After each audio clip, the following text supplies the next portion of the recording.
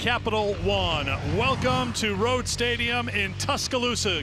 Ready for Game 2 of the best-of-3 series between Alabama and LSU. An Alabama win, they move on to Oklahoma City in the Women's College World Series. If LSU wins, we'll have a Game 3 tomorrow. Here's one side of the bracket. Games coming up later today as teams face elimination. On the other side, one team is already advanced. Tennessee went 2-0 against Georgia. They're in OKC. How many teams will join the Lady Vols today, or will we have, if necessary, games on Sunday? We're about to find out here in Tuscaloosa, but we begin today by talking about yesterday. And what a performance by Jocelyn Brisky. 11 strikeouts, retired the last 21 Tigers she faced.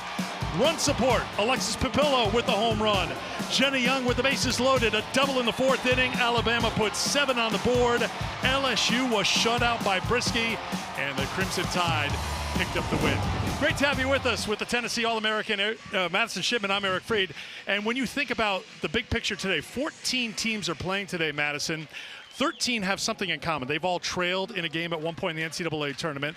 One team is uncommon, and that's Alabama, because they haven't trailed because they haven't given up a run yet. There's only one way to describe what Alabama's pitching staff has done during the postseason. It is absolute dominance. And we saw that again from Jocelyn Brisky last night. Right from the beginning of the game, Jayla Laster comes out, hits a double out to center field. After that, as you mentioned, Eric, she retired every single batter the rest of the game. She was on fire. She was working up. She was working down. And now in Game 2 of this Super Regional, Alabama is going to look to their freshman, who has also had a 20-win season this year for the Crimson Tide. And one thing that's going to be similar, she's going to throw a little bit similar arsenal to what we saw from Jocelyn Brisky yesterday. So will she take another game plan, kind of work with her on what she thought that she did well against these LSU Tigers, and see if she can use that to her advantage against this offense? Pressure for LSU in the circle on Jaden Heavener. She's someone who beat Oklahoma this year. She's got a lot of skill. Can she get it done today is the big question. The Tiger season all comes on Jaden Heavener's shoulders, and we know that she can be very dominant when she's out there in the circle. She comes from the left side, and she's had 4 different games this year where she's had double-digit strikeouts. The question to me is going to be, can she stay in the zone? Can she work her pitches and her spin and her velocity through that strike zone to try to hold down this Alabama offense, because they've been on fire as well as the pitching. Alabama will be the visiting team, so you'll see Heavener in the circle, and you'll hear the Rhodes house go crazy today. It's a packed house, ready for Game 2 in Tuscaloosa. The first pitch is next.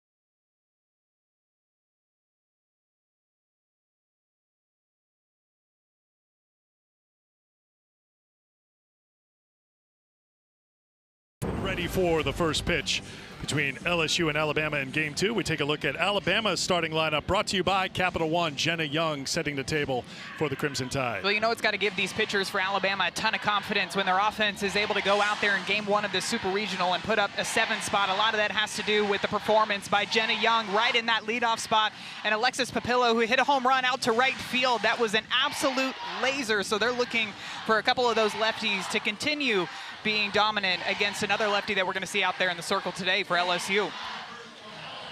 You can see the sun shining, which is good news. It poured at this time yesterday. It poured for a long time. There's a chance of heavy rain later in the day. We look pretty good right now at this 2:05 Central Time first pitch. Temp in the low 80s, high humidity, ready to go with Jaden Heavener facing Jenna Young. Starts her with strike one. That first pitch is a great example of what you're going to see from Heavener. 69 miles per hour on that first pitch. You're going to see her walk numbers on this season. 74 walks in 132 1/3 innings pitched for Heavener this year. Get a look at it there. She can be wild, and that's going to be very important today for her to have command. I will say, you've heard me say, though, that not all walks are created equal. So I do think that she can get away with a walk here and there, but it's being able to come back and get that very next out with the rise ball, with the curve ball, and that changeup that she's going to bring in there to Alabama. For the most part, you're going to see her working that rise ball and that curve ball more at the top of the zone. But if she can be able to mix in that changeup and, more importantly, mix it in there for strikes, that's where she's going to be able to have success against this lineup. 120 strikeouts in 132 innings of work. Young fouls it off. Young in her 8th game in the leadoff spot, 10 for 24 in the one spot, 338 now on the season. Hit a couple of home runs in the Tuscaloosa Regional in the final game of the Regional. 7 for 15 in the tournament with 7 runs batted in. She has not walked in her time as a leadoff batter. She's up there swinging. Swing and a miss. Heavener gets the strikeout to get things started. One away. As a batter, too, when you know that a pitcher has a tendency to be effectively wild, that can kind of get in the back of your mind, too. You're thinking, is she going to come back with a pitch in the zone, or is it going to be way out of the zone? And in that case, Jenna Young ends up taking a hack at a rise ball that was way up and away, but it's strikeout number 1 on the day for Heavener. Brooke Wells was 0 for 4 yesterday. Heavener starts with ball 1. Wells now at 388 on the season, second on the team in hitting. 3 for 14 in the NCAA tournament. Home run came in game 3 of the regionals. Alabama has outscored the opposition 27-0 so far as Wells takes the ball. Mentioned Heavener beating Oklahoma this season. That was on March 28th. 3-1 the final. A 2-hitter, didn't give up a run. Went the distance. That ended Oklahoma's 22-game winning streak and the first LSU win over Oklahoma since 2015. So Heavener's been in big spots with a lot on the line, but none bigger than today because the season is on the line for the Tigers. And I really think that she's a pitcher that's not fazed by giving up a walk or hitting a batter every once in a while. She's still going to go out there and continue to work, and that's part of her game. As you see another pitch that's getting past Macy Bajoran. Got to give a shout out to Bajoran early in this game too, because as we talk about Jaden Heavener being effectively wild, you know that makes the job for the catcher back behind the plate that much more difficult to try to keep these pitches in front of her. Madison mentioned 74 walks for Heavener on the season. She's also hit 24 batters. Her whip coming into the game is a 1.4. Slow roller to the shortstop, Edwards, across to Edwards. That's Kylie to Torrey, 2 down. Write that down in our scorebook, the Edwards to Edwards out. So here's Alexis Papillo. I know you were curious to see how Papillo would approach Heavener, where she would stand in the box. And we saw her yesterday with her toes right up on that chalk line, and when she's getting in right now, she's actually off of the plate quite a bit. Ball 1. I almost felt like we might see Papillo get a little bit closer to the plate to try to take away that inside part of the zone for Jaden Heavener. She does like to throw arm side, which is going to be inside to the lefties and away to the right-handed batters. And she's kind of opening up that inside part of the zone there. 2-0. Papillo now leading the team in hitting after going 2 for 4 with that home run yesterday. 399. She's been incredibly consistent all season long. Big jump from last year when she hit 302 for the Crimson Tide in her first season after transferring over from Northern Iowa. Fouls off the 2-0. It's 2-1.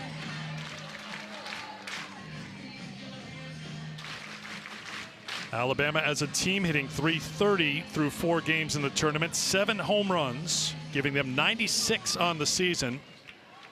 It's good for 11th in Division I. I think UCLA is safe at number 1. Alabama's going to have to go on a run because they're 100 home runs behind UCLA right now, which is almost impossible to believe. No, when you're having the seasons that Megan Grant and Jordan Woolery are, that home run total is going to climb very quickly. 2-2 the count to Papillo. 2 down in the first. Popped up. Going to be close. Avery Hodge does have plenty of room, and you could not ask for a better start for LSU for Heavner in the circle. 3 up, 3 down for the Crimson Tide in the first. Tigers coming to the plate when we come back.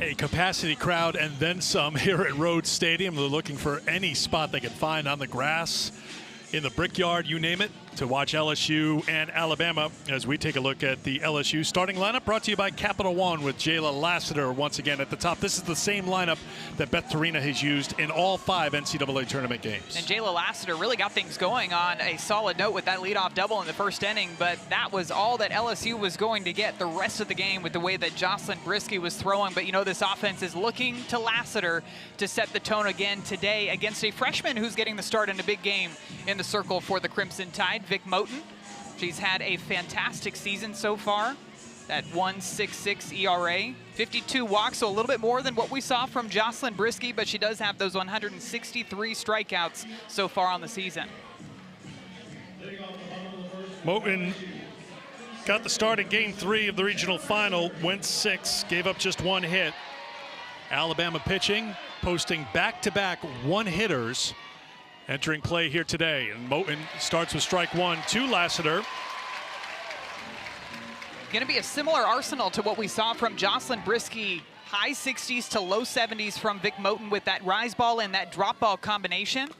Now with both of those pitches, she's going to work all 4 zones. So that rise ball's not just going to stay up at the top all day. That drop ball's not just going to stay at the bottom of the zone. But she even told us that she can kind of manipulate her pitches to move in different directions depending upon what she's seeing from these batters for LSU.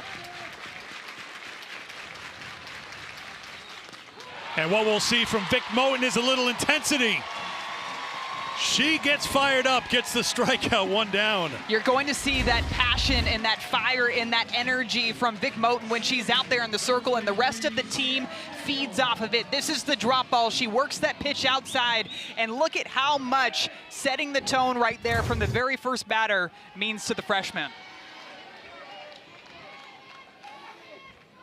Sierra Daniel, junior second baseman, steps in. 3 flyouts yesterday, 4 for 14 in the tournament. 335 now on the season. 2-0. Now Moten can run into some control problems. She did not in the regional final against Upstate, 2-1. But she has issued 52 walks on the season. The rest of the staff combined has issued 51 walks for Alabama. Well, we saw Jocelyn Brisky go the distance yesterday, not giving up one free pass. 2-2. There's Jocelyn Brisky over there in the dugout charting. Ailey Johnson also on the pitching staff right there next to her. Brea Hodges. So the whole entire pitching staff is right up there on that fence line in the dugout cheering on the freshman. Who has back-to-back strikeouts, looking 2 down. This is a great example of one of the pitches that she's just going to put a little bit extra on. So she's going to get some arm side run on this pitch. It's a low rise ball, so it's going to start right about shin high and then end up right at the bottom of the zone. And that is the type of intensity that we have seen from Vic Moten all season long. Ball one to Kylie Edwards. Junior shortstop at 343, hitting 333 in the NCAA tournament.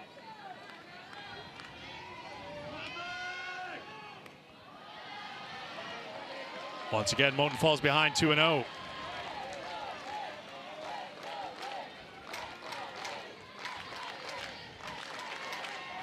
Kylie hit .290 a season ago with Mississippi State. Has upped her game in Baton Rouge, 2-1. First team all-conference selection in the SEC this year.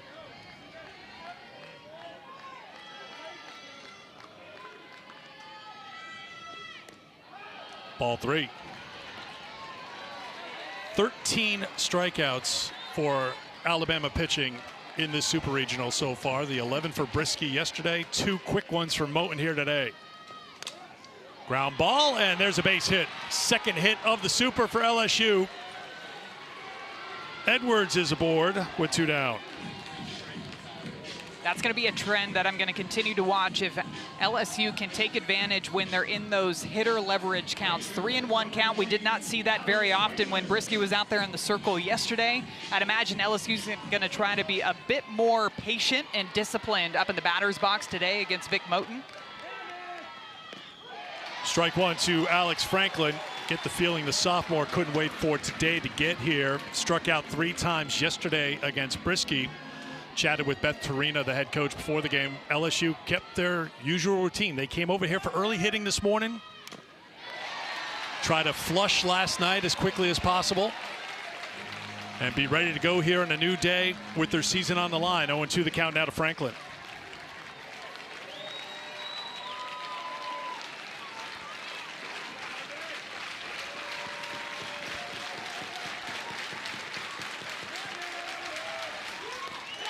Moten gets her 3rd strikeout, and that does it for LSU in the first. The freshman making her 2nd appearance in the NCAA tournament, ready to go, scoreless after 1.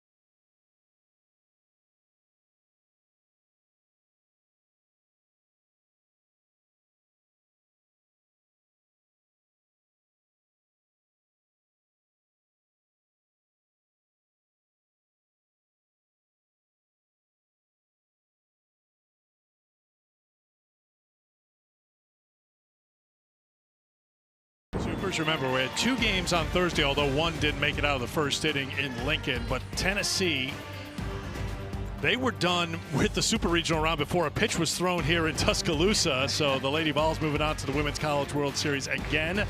Kind of a theme from the regular season carrying into the postseason: offense, and plenty of it. Yeah, you're seeing the scores just continue to rack up, although Alabama's pitching staff has done what they can to try to keep those numbers at bay. Tennessee too, but you're seeing the offenses just explode all over the place. And 3 teams facing elimination. Oklahoma, one of those teams, they just picked up a win against Mississippi State, so there'll be a Game 3 in Norman tomorrow. Florida with a 9-2 lead over Texas Tech.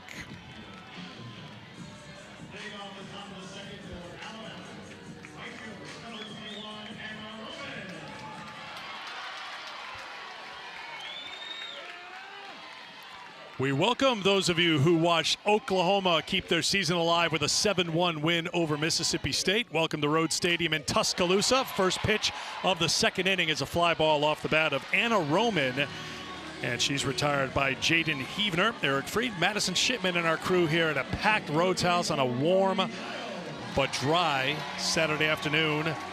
Both teams scoreless in the first. Jaden Heavner getting the start for LSU, and she had a 1-2-3 first inning, Maddie. 1-2-3 first inning with that strikeout of Jenna Young to start things off. Command is looking very sharp so far. And if you're just joining us, that's going to be the important thing. Heavner has struggled with her control, but when she has had command and had control, she has been electric at times this season, and LSU needs it. They're facing elimination. Their season rides on Jaden Heavner's shoulders, so she has no choice but to go right after these Alabama batters. Popped up and out of play by Marley Giles. Second team all-conference selection, 4 for 10 in the tournament with a home run, was 2 for 3 yesterday. Fixture behind the plate for this Alabama team, one of the seniors who could be playing their final game of their Alabama careers here on their own field. If Alabama wins, it's on to OKC. Ball 1 to Giles. Now, one thing, too, looking back to last weekend, Alabama had to face Maya Johnson, a lefty out of Belmont. And you saw Marley Giles practically putting her feet right on that chalk line. She's a little bit further back today against Heavner. That's out of play. But to me, it was almost as if the righties in this Alabama lineup were trying to take away the outside part of the plate. Now, Maya Johnson has that screwball that she'll throw away to righties, which is very, very effective. But even still, in this situation, I feel like Giles is pretty much towed up on that chalk line. She's pretty close, especially given that Jaden Heavner throws in 68, 69 miles per hour. Giles with the pop-up. Shallow right field. Alex Franklin moves over, and she's got it. 2 down. Alabama won the first game of their NCAA tournament, Tuscaloosa Regional, 8-0. Game 2, 3-0. Game 3, 9-0. And yesterday they beat LSU 7-0 on a one-hitter by Jocelyn Brisky. I'm hearing a common theme with the opponents not being able to score in any one of the postseason games so far for Alabama. Here is Audrey Vandegrift.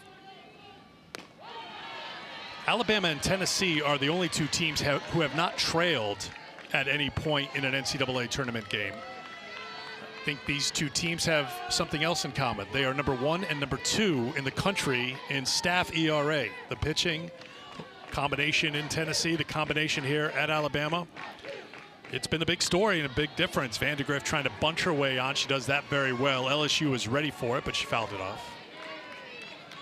At Tennessee, the trio between Carlin Pickens and Sage Margetko and Aaron Newer. Aaron Newer ended up getting the start in Game 2 of that Super Regional against Georgia. Sage Margetko came in relief, but that pitching staff has been fantastic for the Lady Volunteers all season long, and you're seeing similar numbers put up by Vic Moten and Jocelyn Brisky for Alabama.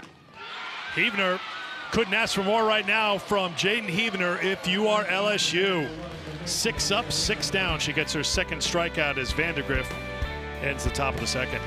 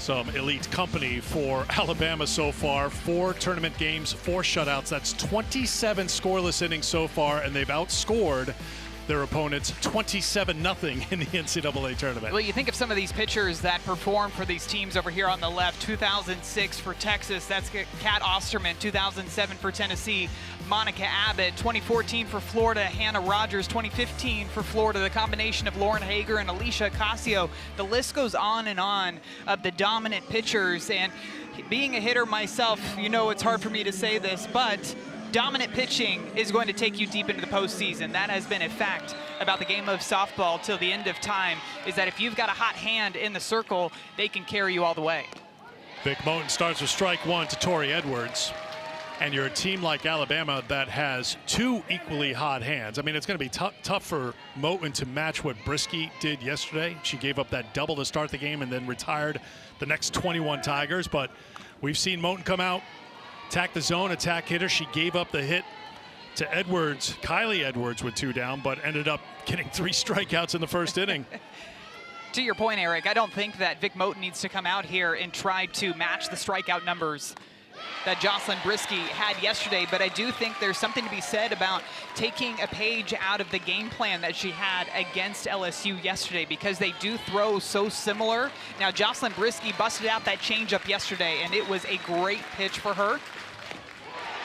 4 strikeouts for Vic Moten. But so far, Vic Moten hasn't needed the off speed. You can tell by 3 of the 4 strikeouts today have been looking. She is getting LSU guessing at these pitches. I guarantee Tori Edwards out of the hand is thinking that that's going to be another one of those low rise balls at the bottom of the zone, and instead it's a drop ball dropping off of the table to get another strikeout.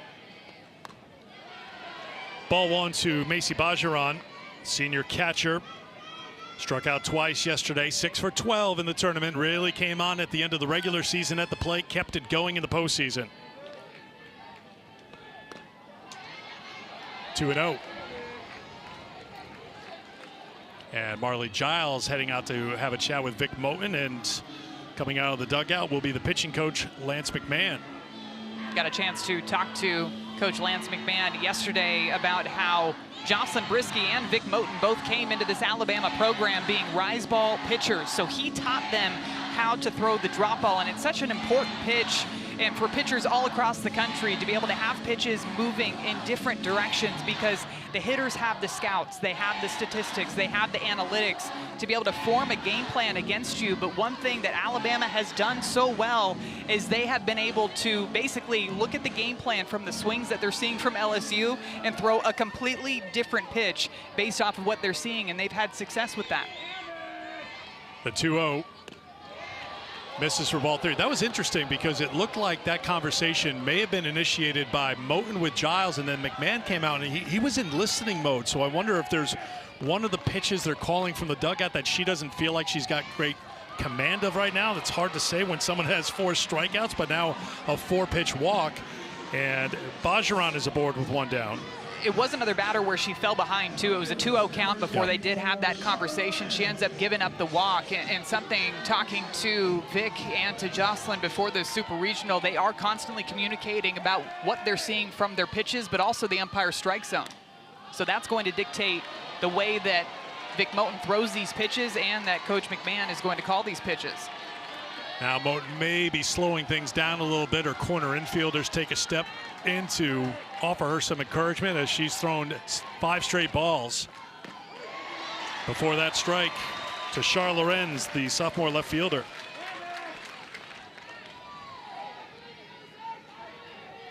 Lorenz at 262. She's been getting on base at a good clip in the postseason. 4 hits, 4 walks, 3 runs scored. One thing that LSU was unable to do yesterday, because Brisky just continued to pound the strike zone. They didn't walk.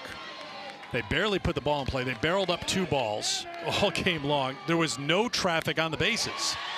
LSU at least trying to work a walk here, just try to manufacture something to make Alabama sweat a little bit here in the field. That's why, to your point, I think this at-bat by Char Lorenz is so important, because what do you do, the batter, after you get somebody on base, when you finally get traffic on the base paths? The drop, bottom drops out. Strikeout number 5, 2 down.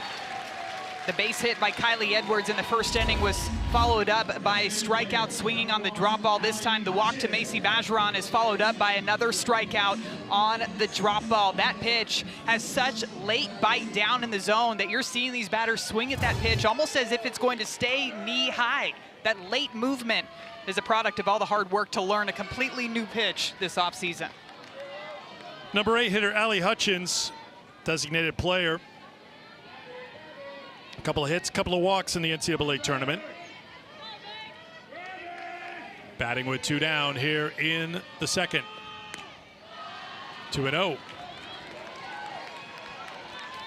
I know you mentioned before about it's probably not fair to Vic Moten to compare what she's doing today to what Jocelyn Brisky did yesterday, but one of the things of many that stood out about Brisky yesterday were first pitch strikes. 17 of the 22 batters that Brisky faced, Brisky got the first pitch strike.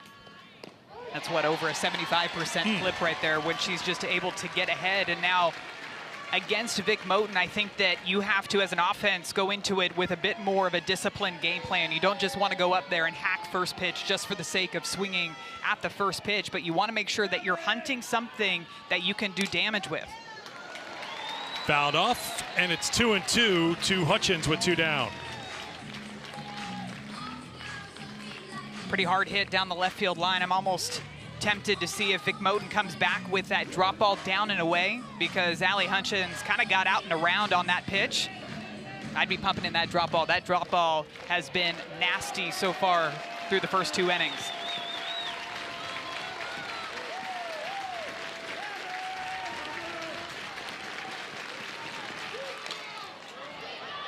Moten's going to have to field it. Going to be a tough play, and an infield hit for Hutchins. Looked like she got the drop. She was ready for it, put it into play. That's all it takes right now against this Alabama pitching staff. You got to find some way to get on. And this is a good adjustment by Allie Hutchins, too. I know it's not the hardest hit in the playbook, but you're just doing whatever you can to put the ball in play, because we saw so many strikeouts against this LSU offense yesterday. You're almost thinking that infield hit can kind of spark the lineup a bit, give them a little extra energy now, even with 2 outs. Can they continue to build off of this momentum in the bottom of the second? Avery Hodge, number 9 hitter, steps in. Strike 1. Giles throwing back to second as Bajeron was well off the bag. Did draw a throw and got back safely. This is just the second time in this super that LSU has a runner in scoring position. It was Lassiter in the first inning yesterday, Bajeron in the second inning today. Moten wondering where that pitch was.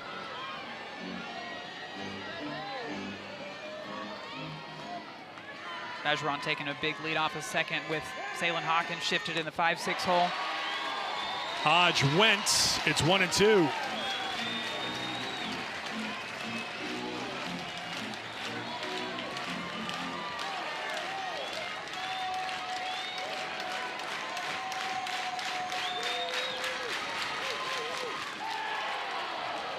Two and 2.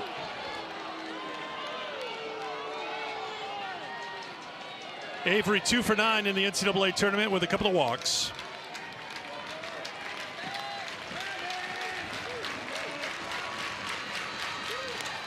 Slapped out to left, dropping quickly. It's down for a base hit.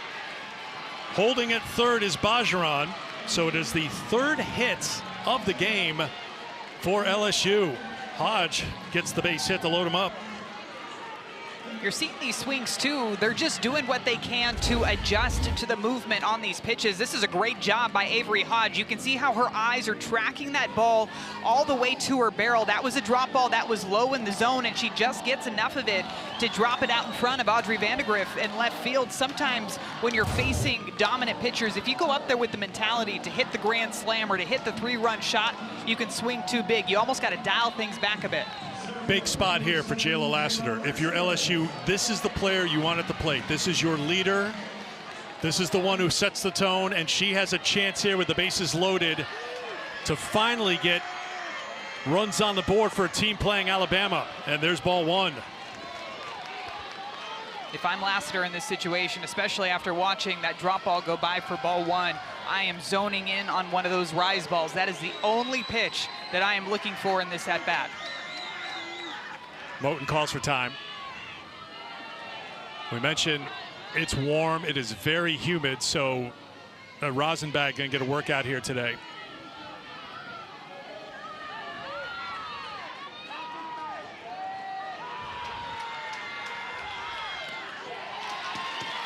Framed by Giles for a strike, 1-1. I think that's a good take by Jayla Lasser, and it's an even better pitch by Vic Moten. That was one of those high drop balls. Beth Torina is out to argue with the plate umpire.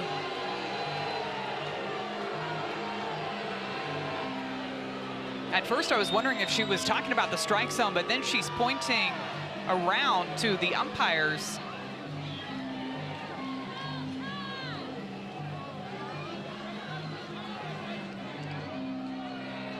See, now I think she's talking to him about possibly Vic Moten coming back onto the rubber, bringing her hands together. That's what I'm reading from what looked to be the conversation from Beth Torina.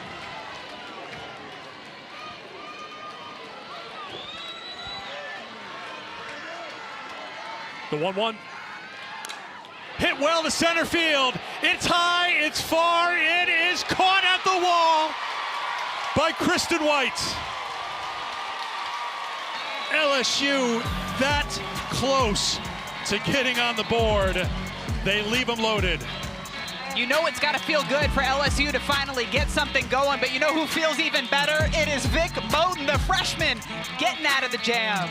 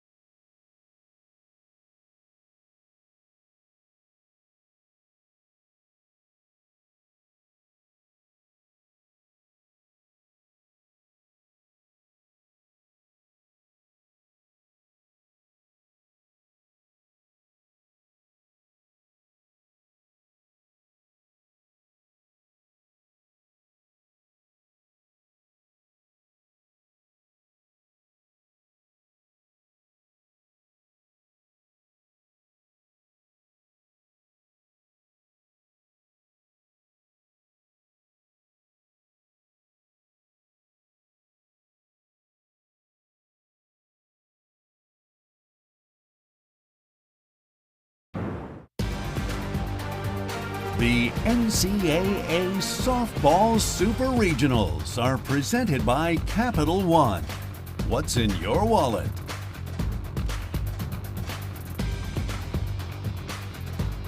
Going to be an emotional day here in an elimination game for LSU. The Alabama fans, you can feel the energy trying to give Bama a little push here because LSU is certainly pushing back here in game 2 of this series with their backs against the wall. They are definitely knocking at the door, and you're seeing them kind of make those adjustments against Vic Moten. And it looked like off of the bat for a second, Jayla Lassiter got a hold of that one.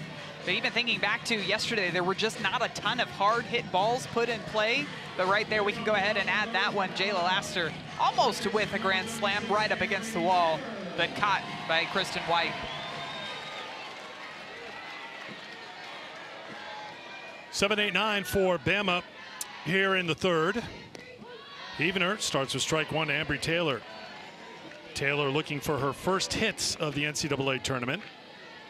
Has walked a couple of times, including yesterday.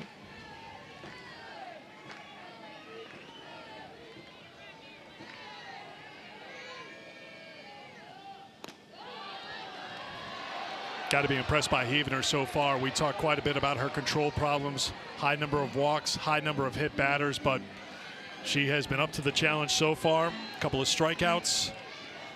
She's faced the minimum through 2. Has her third straight 0-2 count and gets her third strikeout, 1 away. She's somebody that can be, like we talked about, effectively wild in the circle, but when she does get ahead, that's where she can expand. She can throw that rise ball way up and out of the zone and get those swings and misses like we just saw from Ambry Taylor. She looks very calm, cool, and collected out there in the circle for the entire season, really riding on her shoulders right here. She is not showing that one bit. Salyn Hawkins, shortstop, steps in with 1 down. Takes ball 1. Heavener got the game 1 start in the Baton Rouge Regional. Went the distance, gave up 3 hits, did walk 3, struck out 11, including the first 7 she faced. So continuing what she started at LSU. Hawkins fouls it off. It's 1-1.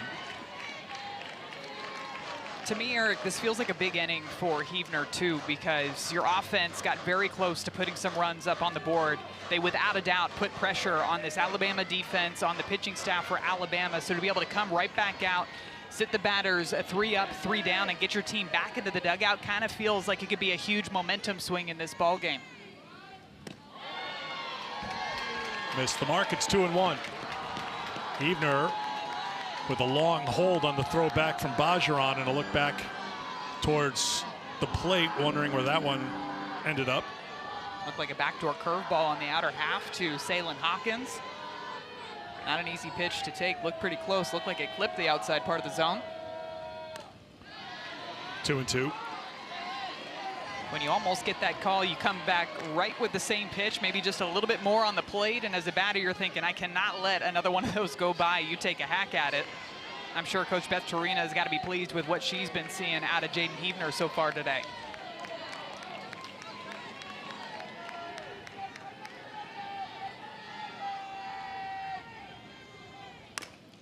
Out of play. Hawkins was 1 for 3 with a run scored yesterday. Couple of hits in the tournament.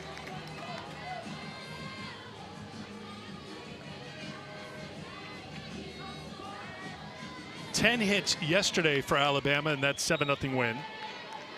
Alabama's 24th shutout of the season. That's #1 in Division I. Full count. If LSU wins, we'll meet tomorrow in the 3rd and final game of the Tuscaloosa Super Regional. Alabama wins, they move on to the Women's College World Series for a 16th time. 3-2. Hooking foul and out of the reach of Lorenz. Good long at bat here for Hawkins though. 8th pitch coming up. Heavener tried to work her back inside. When she gets into the batter's box too, you can see how down in her legs she is. She's almost leaned over too with her upper body. So back-to-back pitches that Heavener's been trying to work inside, finally jams her up on that last foul ball. Another 3-2. Another foul ball. That pitch too, you can see where Macy Bajaran was setting up. I guarantee she wants that pitch even further in on the hands of Salyn Hawkins, but instead it stays a little bit more over the plate. And that's what allowed Hawkins to foul it off and see another one. Would not be surprised if she goes back inside here.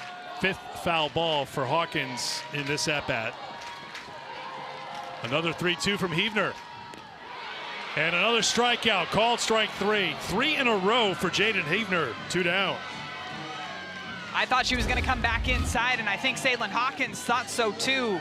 Instead, it's one of these rise balls that's going to work a completely different direction than the curveball in on the hands to the righties. It's going to tail away from the right-handed batter and just barely clip that outside part of the strike zone. That is a great pitch out of the hand of Huebner.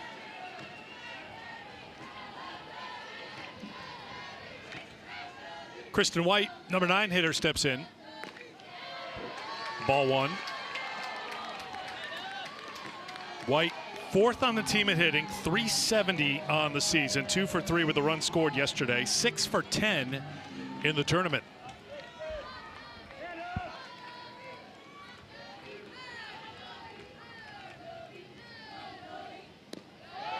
Two and 0.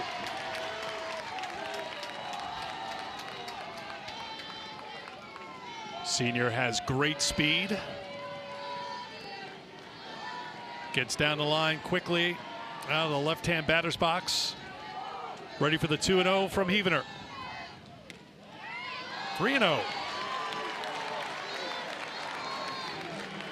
You can see Bacheron kind of talking to the dugout there. They're asking where those pitches are missing. It looked like she pointed down. So our home plate umpire is saying that those pitches are missing down in the zone. Those look like strikes to me. Don Brown, the plate umpire today. 3-0. 4-pitch walk. Alabama has their first base runner. Comes with 2 down in the 3rd inning.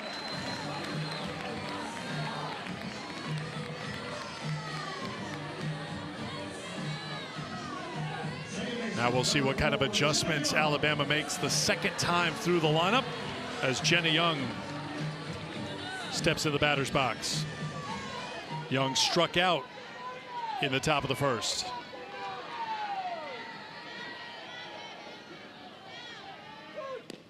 Take strike 1.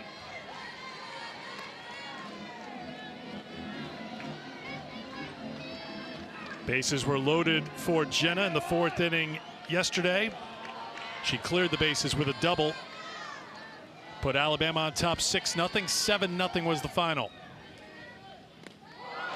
Wild pitch gets away from Bacheron, and White is at second. This is where Bacheron's going to have to do whatever she can to try to keep these pitches in front of her. You can tell that this one is one of those rise balls that kind of just slips out of the hand of Huebner, and so Bacheron gets crossed up a bit. And since she's not able to keep it in front of her, Kristen White is going to easily move over into scoring position, and you know she's looking to try to take off over to third base. Another one that slips out of the hands of Huebner, it would appear. White over to third. 2-1 the count. The crowd gets a little louder. Let's see what happens on this release. Looks like this one's supposed to be on the other side of the plate, and she just lets go of this rise ball a bit too late, and so that's why you're going to get that carry all the way back to the backstop. It tips off of the edge of the glove of Bacheron, and kind of sensing the moment and the momentum for Alabama. It's a senior veteran move to call time, slow things down for your pitcher, and tell her to zero back in. She was in the zone. She had struck out 3 in a row, ending the 2nd inning, going into this inning in the 3rd, and just kind of lost command in the last 2 at-bats. But you can see she's doing whatever she can, blowing on her hand, using her towel, wiping on her leg just to try to get a dry hand, but she doesn't have the grip right now. Ball's free, and the runner's in. 3 wild pitches, and Kristen White scores to put Alabama in front.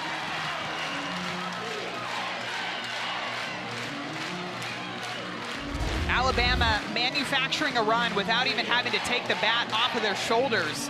Kristen White moving all the way around on those wild pitches, scores on another pitch that makes it all the way back to the backstop against Huebner.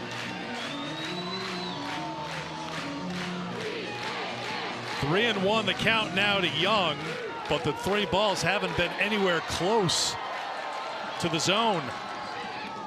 That one is down the middle. Young with a swing and a miss. What's wild to me, Eric, too, is when I look back at that at-bat against Kristen White, those were very close pitches. I thought that some of those pitches in there could have easily been called for strikes. And then all of a sudden, this at-bat to Jenna Young, you're seeing her miss way out of the strike zone. Back-to-back walks with 2 down. Even that pitch, you could tell Bacheron just crossed up again on where those locations are. And sensing this, we're seeing some movement from Coach Beth Torina. Is she going to come out and have a quick conversation with her battery? There she is coming out right now. Well, she's bringing a new towel as well, trying to find any way to help her pitcher try the handoff, get a better grip.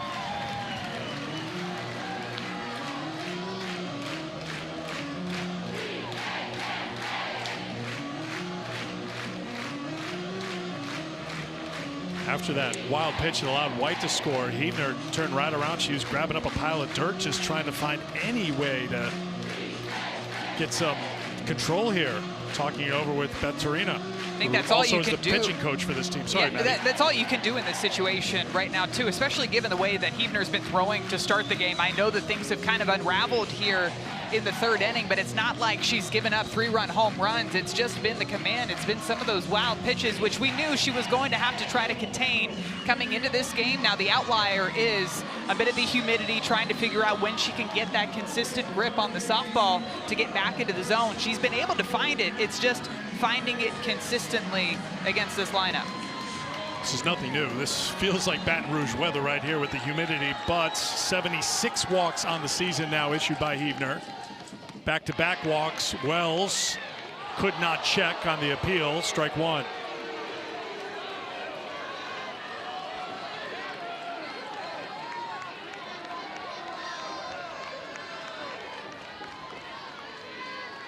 Wells grounded to short her first time.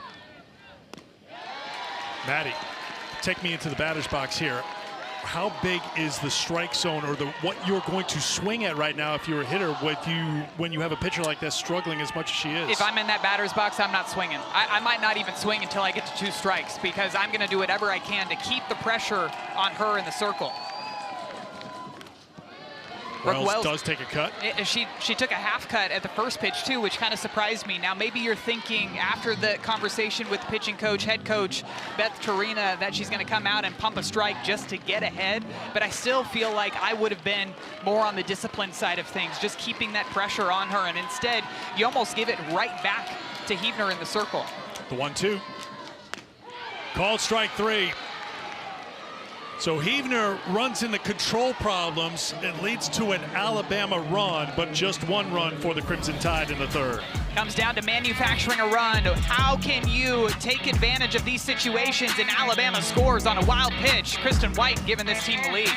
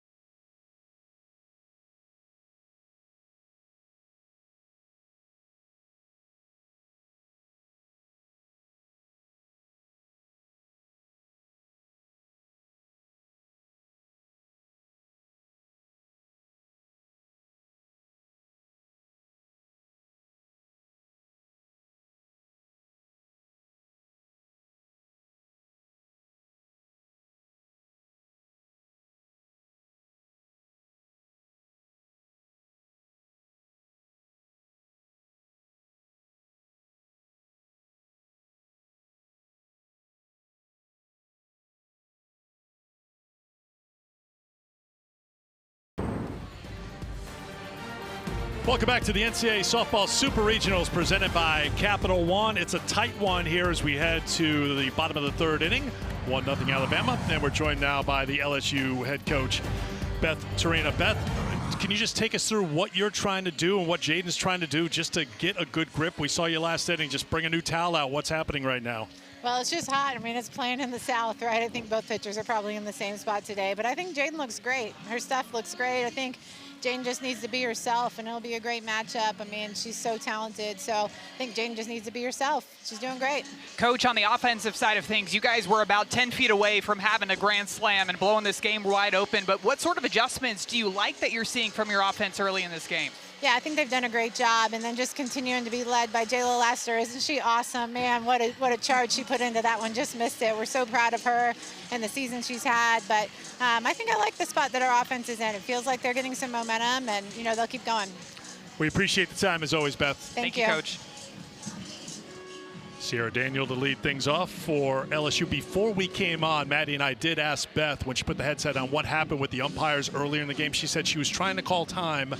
The umpires couldn't hear her because it was loud in the park, so she was just coming out just to let it be known. Like, I was trying to get time called here to just stop something that was happening in the game. And one of the things, too, to keep an eye on now with both pitchers having the rosin out there because it is warm, because there is moisture in the air, is making sure when they do go to the rosin, you still have to wipe off on your pants before you go to the ball. So you can't go straight from the rosin straight to that ball. So maybe that's something that both of these coaches, too, are keeping an eye on for with these pitchers.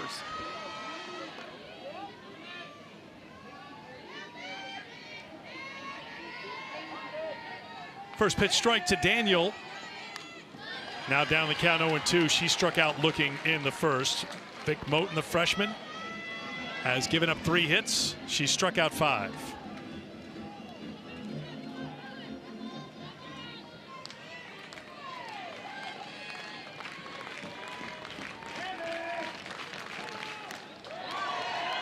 One and two. Once again, an Alabama pitcher working with a lead in the NCAA tournament. As Kristen White, after getting walked, came around on 3 wild pitches to score the game's first run. Ground ball to the right side. Jenny Young over to Wells at first. Daniel retired.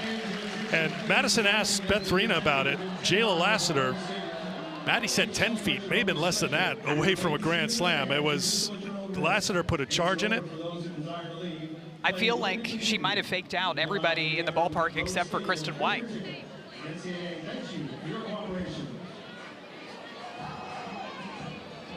One down for Kylie Edwards.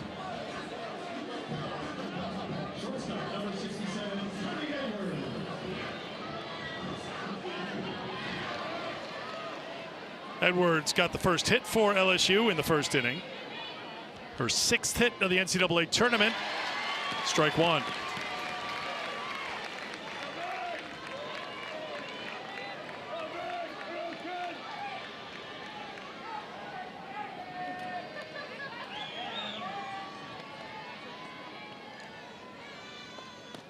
One. Vic Moten, the freshman from Daphne, Alabama, has given up more than 4 hits 1 time in her last 15 appearances, and that was 5 hits by Texas in the SEC championship game.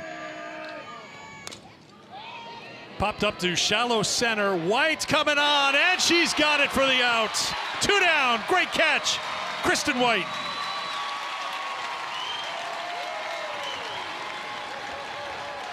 Well, we saw Kristen White have to take a couple of steps back to rob Jayla Lassiter, and this time she runs forward. Eric, she almost overruns this one on the dive, but she's still able to watch it all the way in her glove, slam that hand down on the ground, and look at the passion and fire from everybody on the field for Alabama after that catch.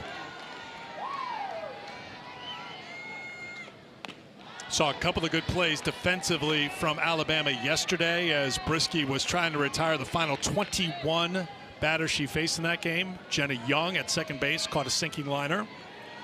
White put a star on that one for 2 down. And here's Alex Franklin. 2-0 to Franklin.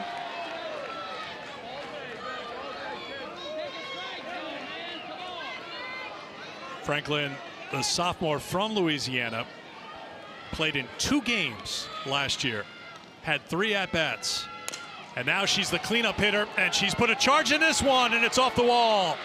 Franklin with a 2-out double for LSU. One of the most improved players in the SEC, if not the country, comes through with the 2-out double. She's in a 2-0 count, too, a really good hitter's count, and this one is one of the drop balls that's supposed to go down and inside, and it is a great swing. This is not an easy pitch to drive with authority, let alone drive the opposite direction, but she keeps her hands inside of that drop ball to drive it out into the right center gap for a stand-up double, and it looks like our umpires are coming together here. Eric, it did look like maybe there was a bit of a collision over at second base. I wonder if that's part of this conversation as Alex Franklin was getting over to second.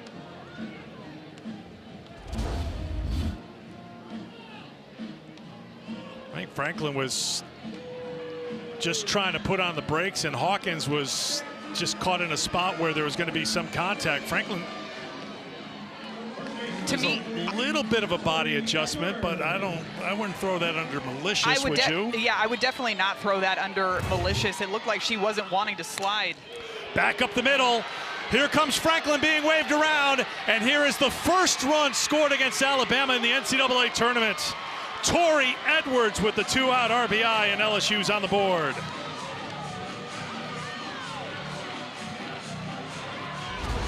This run right here is a product of making little adjustments within your swing. Tori Edwards gets a pitch on the outer half, and you can see how she got it just right on the end of her bat. Alex Franklin taking off straight from second base. No hesitation in this 2-out situation. That's a drop ball away, and it's a great swing by Tori Edwards to bring across the first run. LSU aggressive at the plate. Franklin had the hard hit double to the gap in right center. Edwards follows quickly on the first pitch with the RBI single, 45 RBI. And Alabama has given up a run in the NCAA tournament.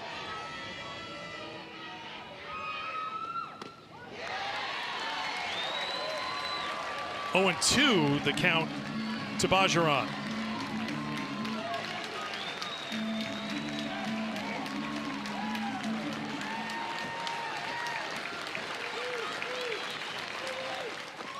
Swung on and missed.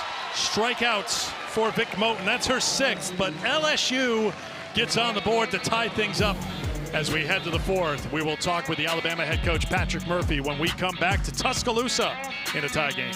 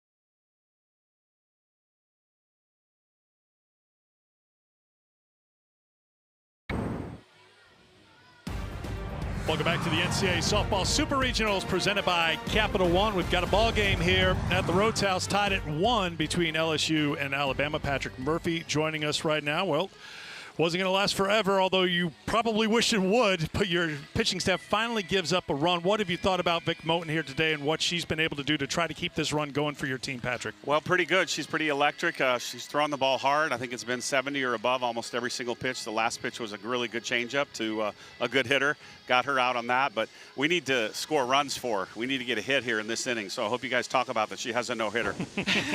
Coach, that was going to be my next question. You've got Alexis Papillo starting you guys off here, second time through the order. What sort of swing adjustments do you want to see against Jaden Huebner? I'd say leave it up. You got to stay down in the zone. If it comes in high, it's going to go higher because she's got a pretty good rise ball. So it's easier said than done, especially if you like to swing at something up, you know, and it's at your eye level.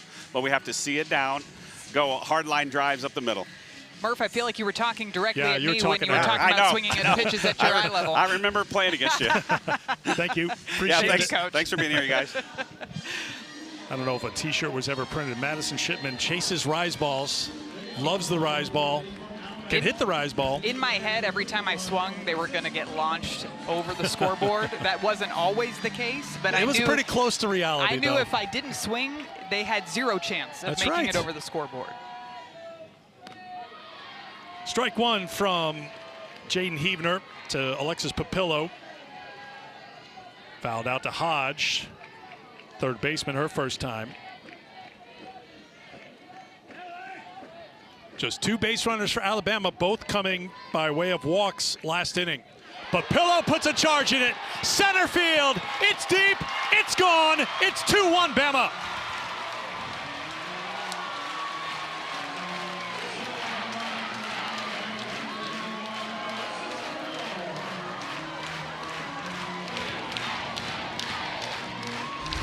We just heard from Coach Murphy. The game plan for the offense was to see the ball down. Don't chase at the rise balls up at the shoulders, but force her to bring those pitches into the strike zone. And she does exactly that to Alexis Papillo, who has now gone yard twice in this Super Regional. And this time, this solo shot gives Alabama the lead. First hit for Alabama against Huebner comes in the fourth inning, as Papillo hits number 19, giving her 60 RBI on the season. Last year she hit 7 home runs, but you get a look on a hot day like today when you got the short sleeves and roll them up a little bit. She's been hitting the weights from the end of last year to this year. Really dialed it up. That's Roman with a fly ball to the left fielder. Lorenz,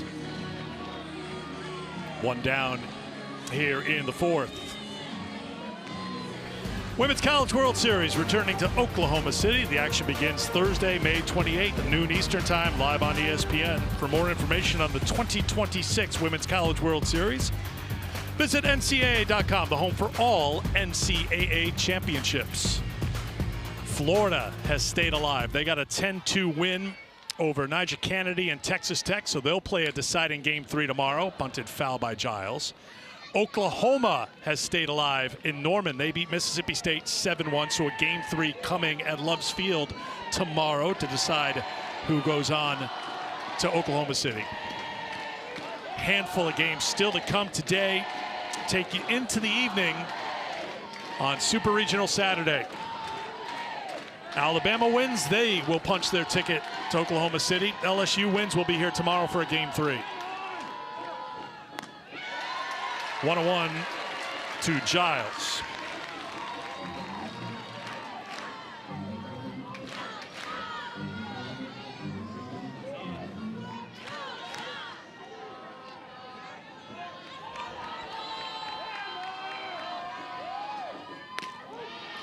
One and two to Giles.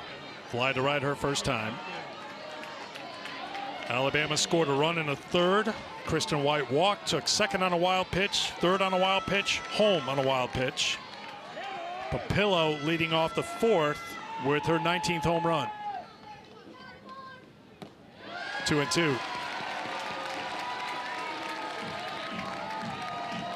I know we talked about it quite a bit yesterday, Eric, with this Alabama offense and how there have been a lot of players that have significantly improved their numbers from last season to this season. Alexis Papillo being one of those players that's had just an offensive explosion up at the plate this year. Giles down on strikes, 2 down. You saw Papillo with pen in hand. She keeps a journal. She keeps track of everything she does in the game, every at-bat.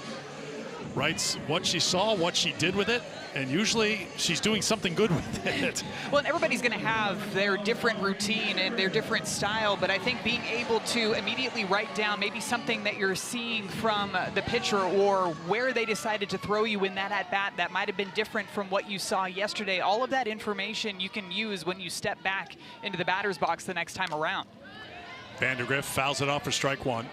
One of the swings that really stood out to me when you look at Alexis Papillo was one of the hits that she got last weekend. It was a double the opposite way, and it was on a changeup. And I felt like at times last year she was swinging at changeups almost as if they were coming in 70 miles per hour and she was wanting to drive them 400 feet. But just a subtle switch in her timing, being able to recognize those pitches.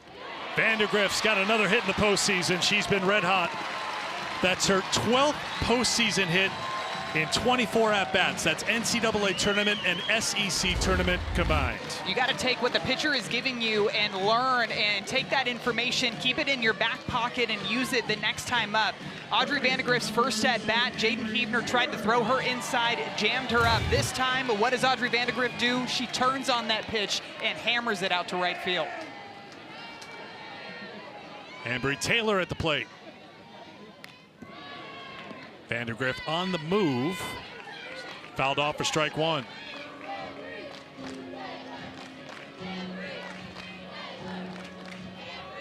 Audrey Vandergrift leading the team in stolen bases.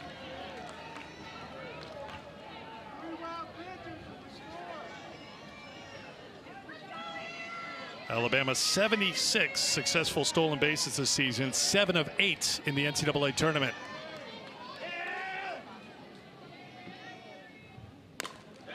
Hit to right field and hit well. It's carrying and it is off the wall. Vandergrift's got great speed. She took a look to see where it was, so she'll have to hold it third.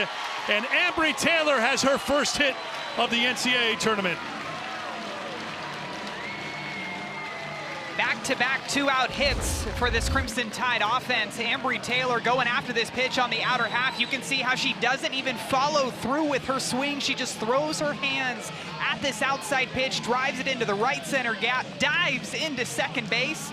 This is a great piece of hitting. Macy Bergeron set up on the outside part of the plate. She saw that pitch low in the zone, and she uses her back leg to provide the power with the extension of her upper body. That is a picture-perfect swing on how to go after a pitch low and away and drive it oppo. Here's Saylin Hawkins.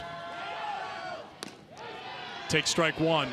Looking back at that replay, Vandergrift was hesitating between first and second with 2 outs. She just has to hit the gas and go, so that might have cost Alabama at least a chance to score here to add a run this inning. I agree, and we saw the aggressive base running come into play, not just in this game, but even going back to yesterday's ball game for Alabama.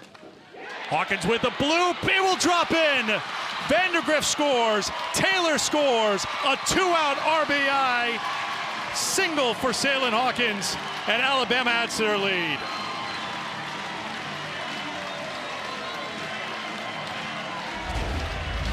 Alabama just putting on a clinic on making adjustments from what they might have gotten out on in the prior at-bat and using that as their game plan going into their next at-bat. Saylin Hawkins getting a pitch on the inner half, and she is out in front of this one, and she knows it off of the bat that that ball is going to land out in left field and drive in a couple of runs for Alabama to extend their lead in this inning.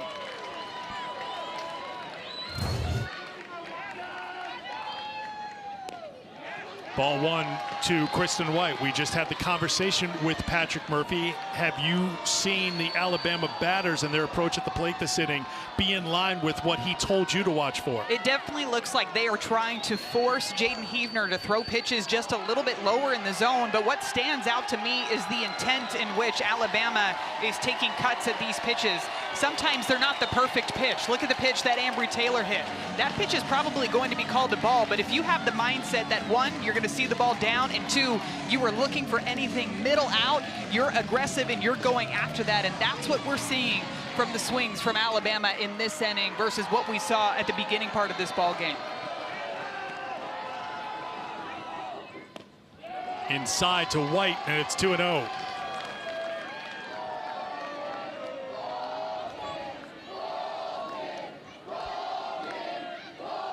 On a hot, humid day here in Tuscaloosa.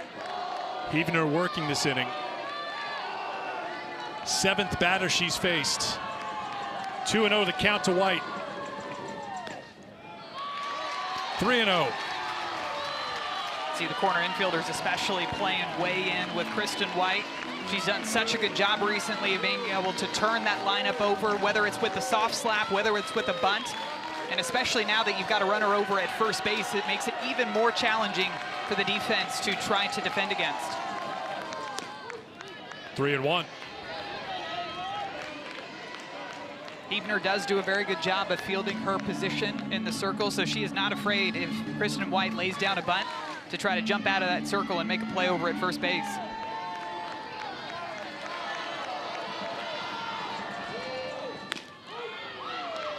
Called a strike. Count is full now to Kristen White. 3-2 with 2 down. Hawkins will be off with the release of the pitch by Huebner, who's up to 70 pitches as she works here in the 4th. To Daniel, the throw over to first in time to retire White. But 3 runs in the inning for Alabama to go on top 4-1. Alexis Papillo gets things started with another solo shot. This one is a missile off of the bat out to center field to give Alabama the lead. And then some 2-out hitting from Salyn Hawkins brings in another 2 runs for Alabama.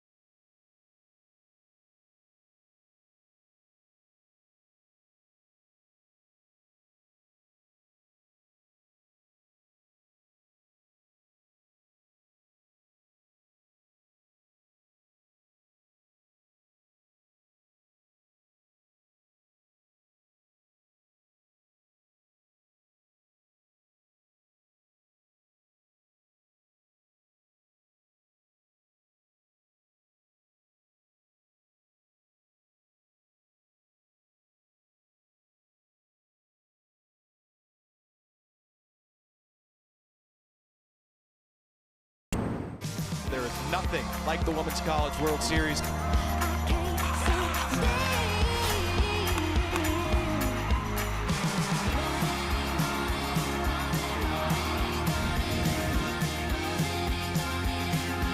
Continue to get closer to filling out the bracket. Just 1 team moving on so far. That is Tennessee. Here is this side of the bracket where Alabama and LSU are meeting right now. UCLA beat UCF in game 1 last night, 9-1. They'll meet tonight, 10 o'clock Eastern time on ESPN. Arkansas, impressively, 4th run rule win in as many games in beating Duke yesterday. They play today on ESPN2. And here's the other side of the bracket. Tennessee advancing on to Oklahoma City. As you mentioned, Tennessee was dogpiling on the field, celebrating advancing to the Women's College World Series before we had even started game 1 here in Tuscaloosa. Congratulations to the Lady Volunteers for advancing to Oklahoma City. Florida and Oklahoma with wins today, so there will be game 3s in Norman and in Gainesville tomorrow. Nebraska and Oklahoma State will follow us here on ESPN. Game 2 of that series, Nebraska took game 1, 8-1.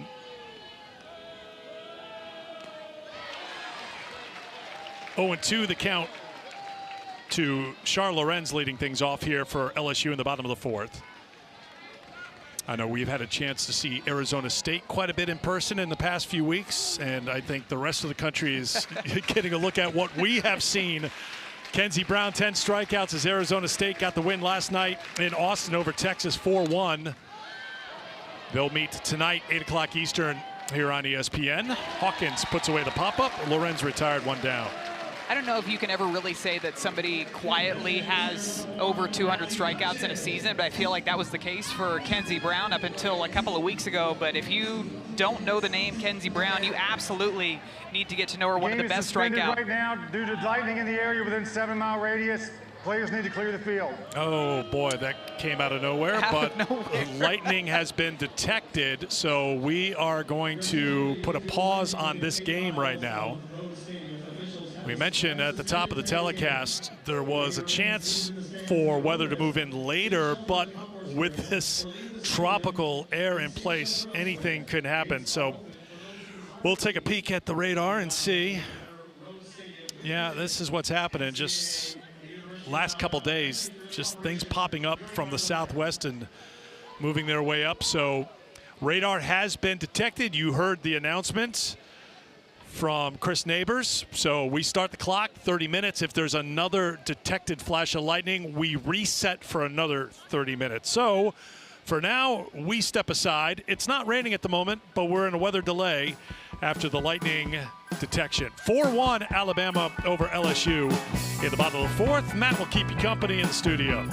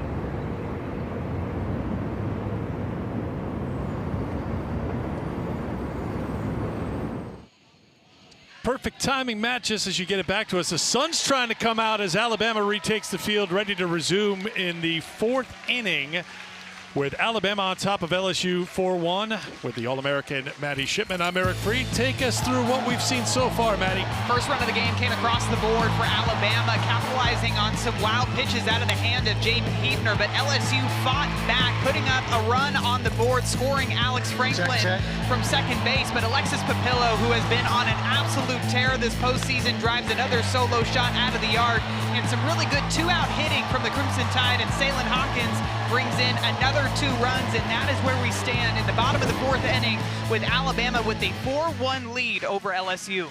Vic Moten back in the circle, getting loose after what will be a 1 hour and 45-minute weather delay. At 3:20 Central Time, lightning was detected within an 8-mile radius. We did have about a 5-minute rain shower, so there wasn't a lot of water, but we've had the delay because there were some other lightning strikes. Now, there is some other weather on the horizon, so they are trying to kind of shoehorn play in here if possible. But again, if there's a lightning strike nearby, we'll have to put things on pause. But for the moment, the sun's trying to come out, and we're ready to resume with LSU at the plate in the bottom half of the 4th inning. This is game 2 of the best of 3. Alabama won game 1 7-0. LSU has done what no team had done yet against Alabama in the NCAA tournament, and that's score a run when Alex Franklin came across in the 3rd inning.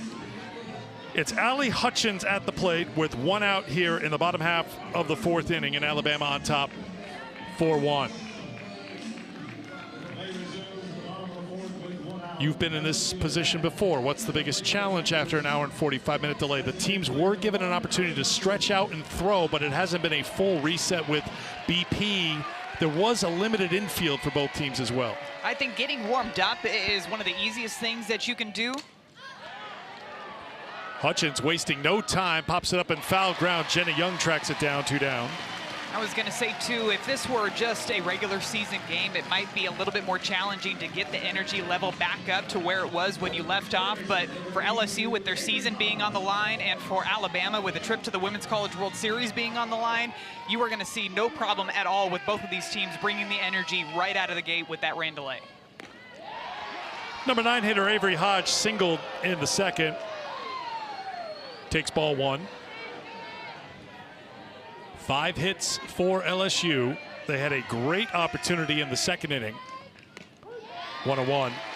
They had the bases loaded and 2 outs after Hodge had singled, and then Jayla Lassiter hit a fly ball that pushed Kristen White back to the wall in straightaway center field, just a few feet away from a grand slam. 1-2.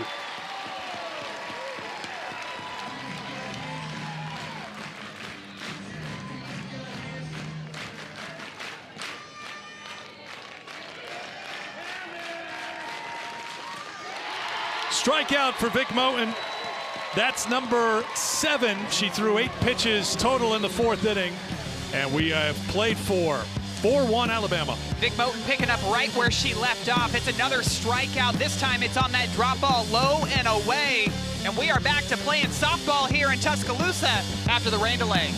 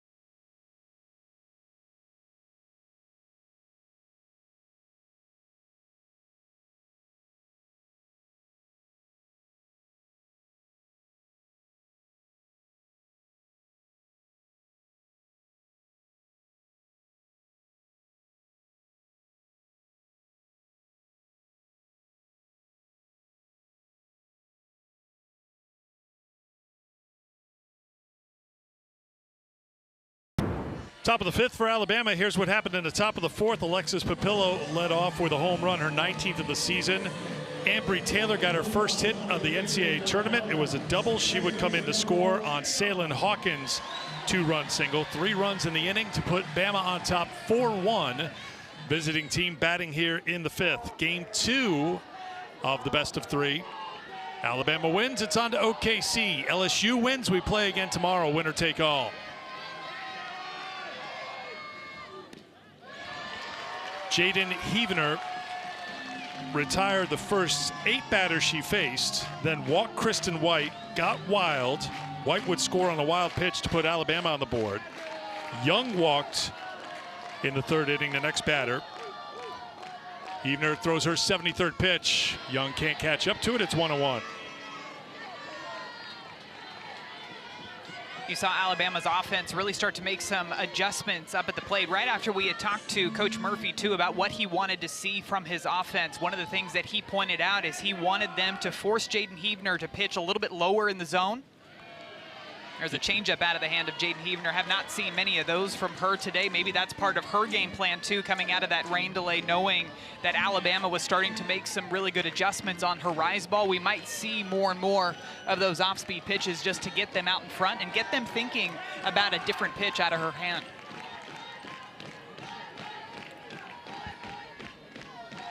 The 1-2 to the Alabama leadoff hitter. We'll have to wait as time is called by Bajaran behind the plate.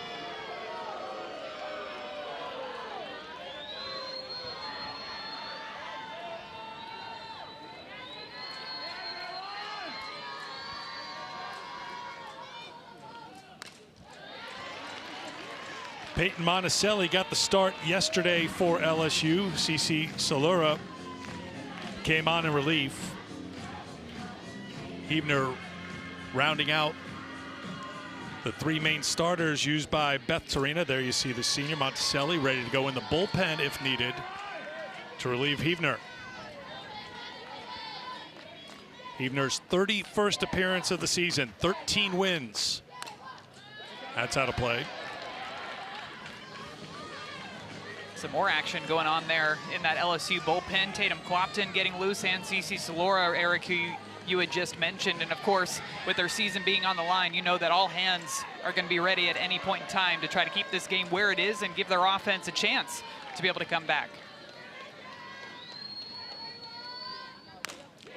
Fly ball to left, hit well, but it will be caught by Char Lorenz. 1 down in the top of the 5th. Young is retired, and they'll bring up Brooke Wells. Brooke Wells struck out looking on a curveball in her last at-bat. In her first at-bat back in the first inning against Jaden Heavener, ended up hitting a ground ball over the shortstop on a rise ball inside. It's been the one spot in this Alabama order that has been quiet through these first 2 games. Wells fouls it off for strike 1. LSU has done well against Brooke Wells, who came into the series with 23 home runs, 65 RBI to lead Alabama in both categories. 0 for 6 in the Super Regional so far. 3 for 16 in the NCAA tournament.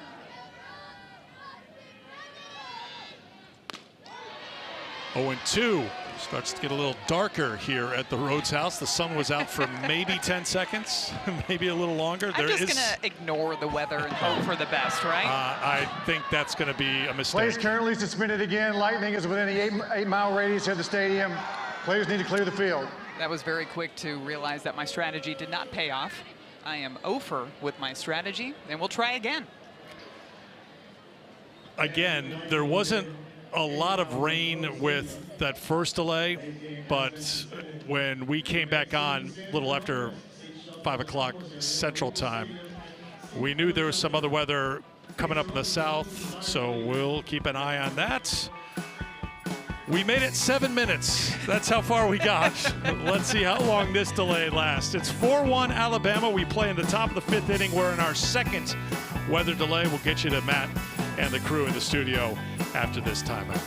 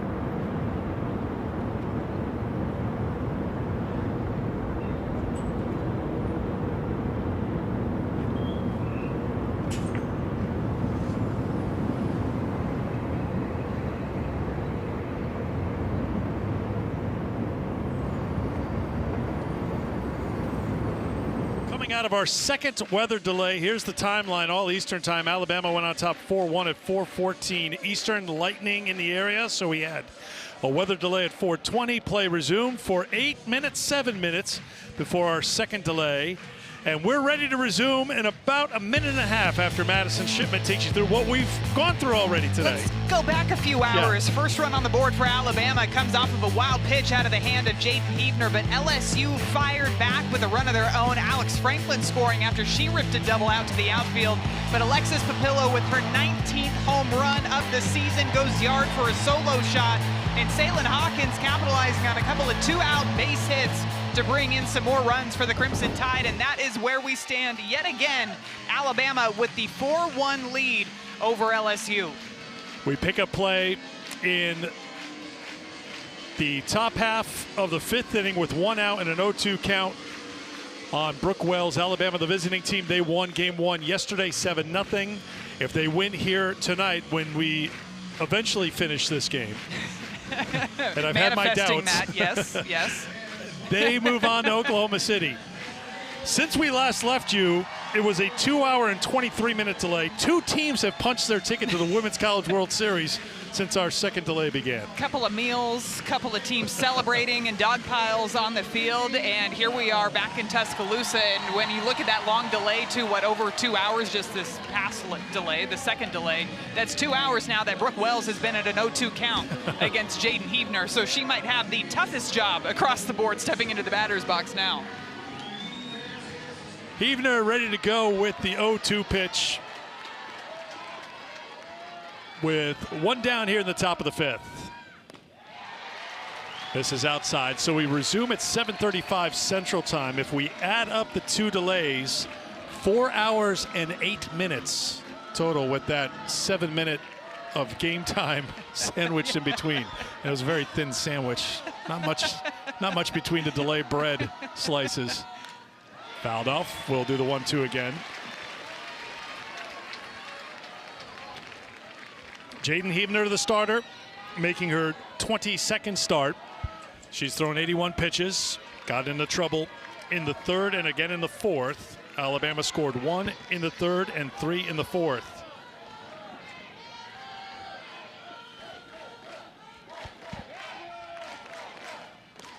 Wells can't catch up to it. Strikeout for Heavner. That's number 7, 2 down.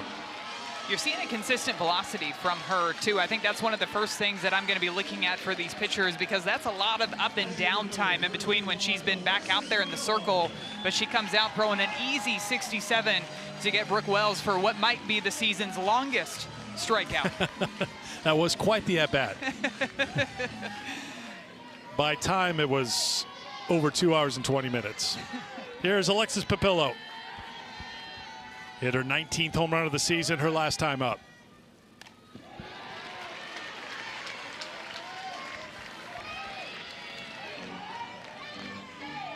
Papillo 1 for 2 today. 3 for 6 in the Super Regional with a couple of home runs.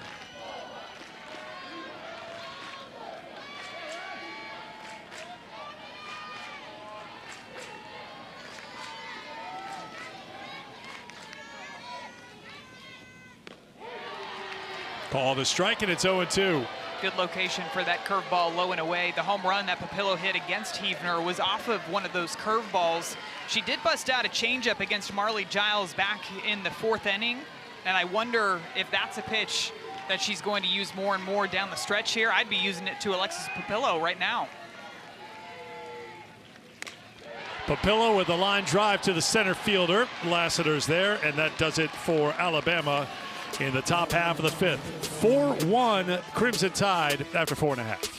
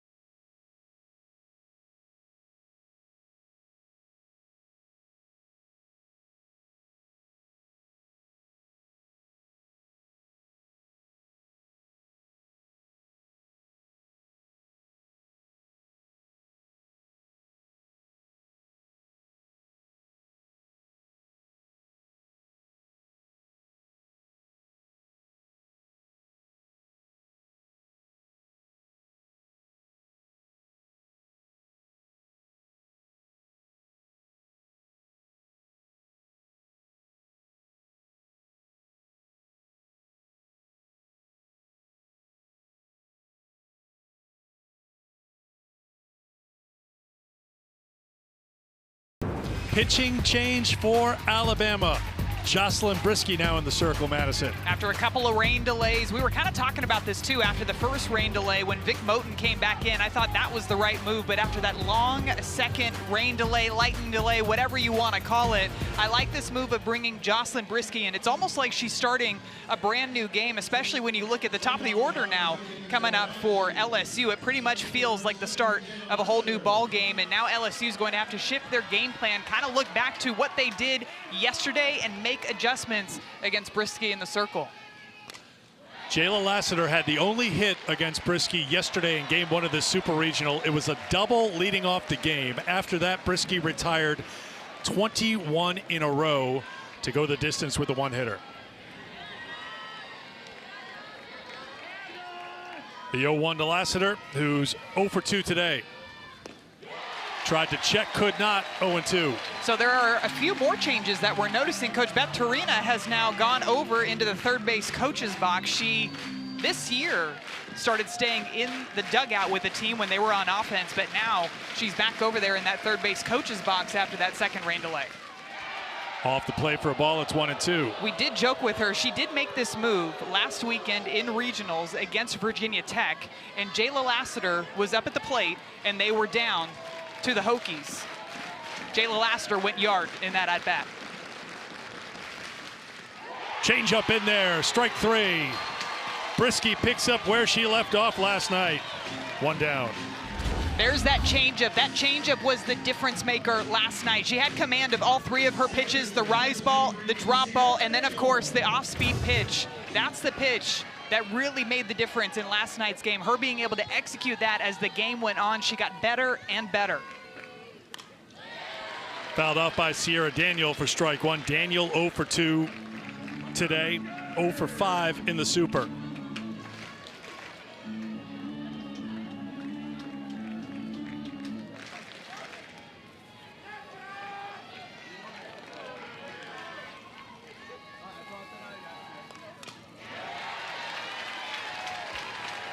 Oh, 2.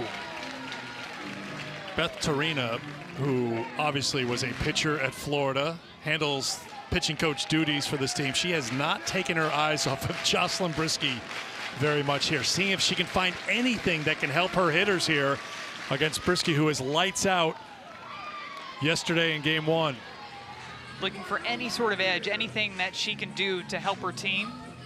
It almost feels like she keeps scooting further and further back down that left field foul line too. But you're right, Eric, got her eyes right on Jocelyn Brisky out there in the circle. Brisky threw her 6th shutout of the season last night. 17 first pitch strikes against the 22 batters she faced. Torina staring into the glove, looking at the grip.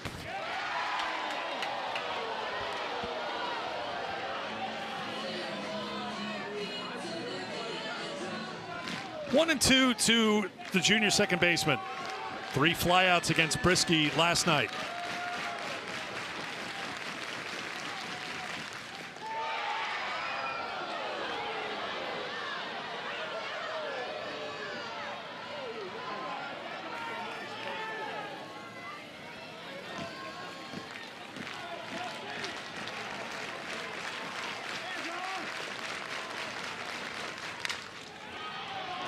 Over the glove of Jenny Young at second base, and Daniel has her first hit of the Super Regional. It comes with 1 down in the 5th.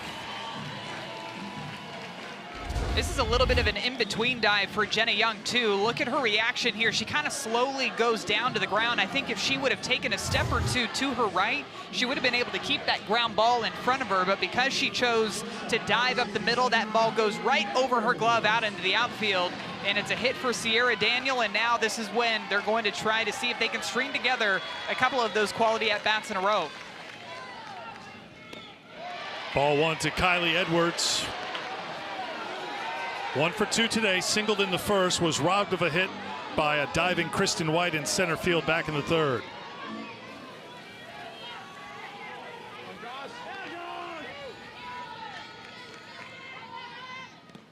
That skips up and gets away from Giles, and Daniel will head to second base after the wild pitch. LSU picking up a bit of momentum, and Kylie Edwards, we talked about it yesterday, has had a phenomenal season for LSU, and you're going to notice when she gets into the box how her upper body's kind of leaning forward just a little bit. She wanted to take some ball flight out of her swing. She was hitting a bit too many fly ball outs at the beginning of the year. Blooped into the glove of the third baseman, Taylor. Soft liner put away for out number 2. She had a couple of ground balls yesterday, that line drive that you mentioned, Eric, that went to the right side. This time she gets a bit jammed up, and it's on the hands, and it goes straight to Ambry Taylor, who had to kind of time up her jump. Not a hard hit line drive her direction, but she times it up and gets it for out number 2. Here's the sophomore right fielder, Alex Franklin, 1 for 2 today. Hard hit double off of Vic Moten back in the third, but she struck out 3 times against Brisky yesterday. Brisky ended up with 11 strikeouts.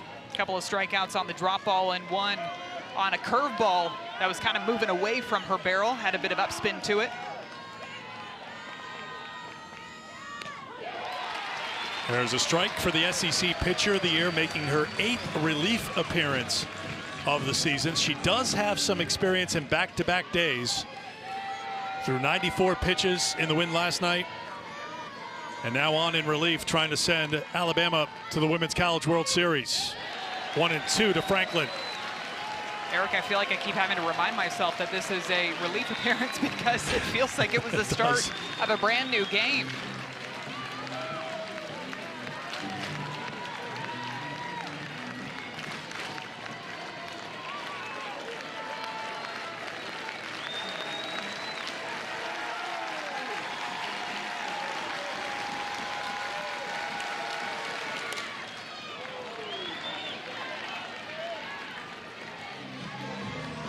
We'll see what pitch Jocelyn Brisky decides to throw after that foul ball down the right field line. Good adjustment by Alex Franklin. You could tell that she was looking for that drop ball, making the adjustment to get the barrel underneath. Now, if I'm Brisky in the circle, I see that swing, I note it, and I might come back up in the zone with one of those rise balls to kind of counteract the adjustment that I just saw from Franklin.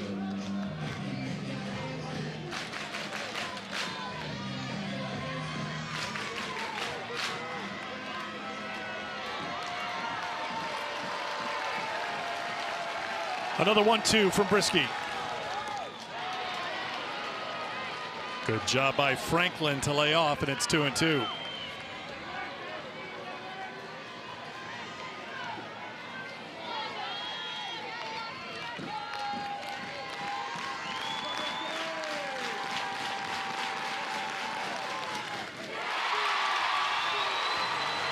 Two strikeouts in the inning for Jocelyn Brisky. Daniels stranded at second. Jocelyn Brisky picking up right where she left off yesterday. This is that drop ball with a bit of arm side run, low and in to Alex Franklin. Big strikeout to get out of the jam.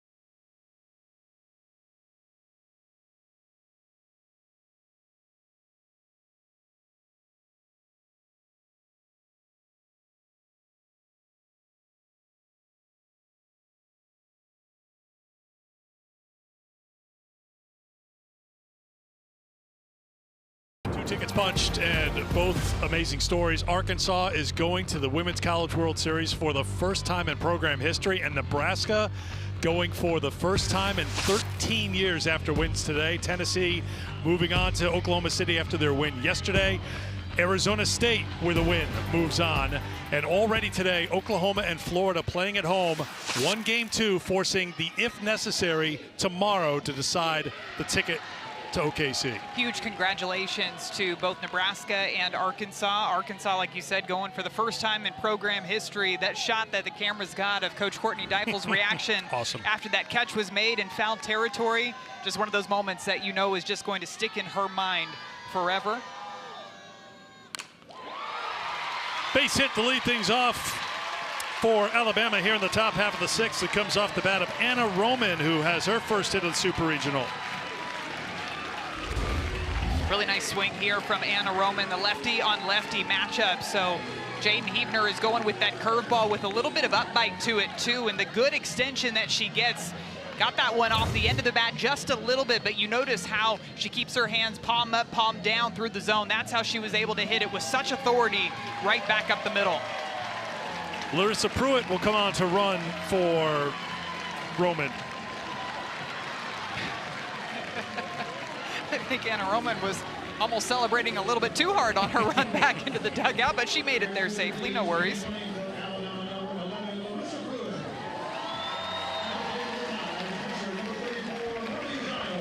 Here's the number 5 hitter, Marley Giles. 0 for 2 today after going 2 for 3 yesterday in game 1 of the Super Regional. Squared the bunt, pulled it back, ball 1.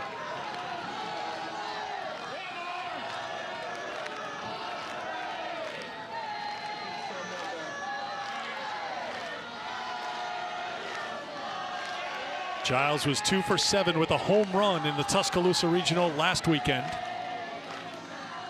Looking to sacrifice, gets the bunt down, heaving her to first, sacrifice successful, 1 down. Very well executed sacrifice bunt. You can tell Alabama knows that this LSU offense can score runs in a hurry, so they're going to do whatever they can to capitalize on that leadoff base hit by moving Larissa Pruitt over into scoring position. And set the table for the hottest hitter in this Alabama lineup right now, Audrey Vandegrift. Had a base hit her last time up against a curveball that was on the inner half. Let's see what she goes after in this at-bat. 8 for 13 in the NCAA tournament. When you mix in the SEC tournament, where Alabama reached the championship game, she's 12 for 24 in the postseason. Singled and scored back in the 4th.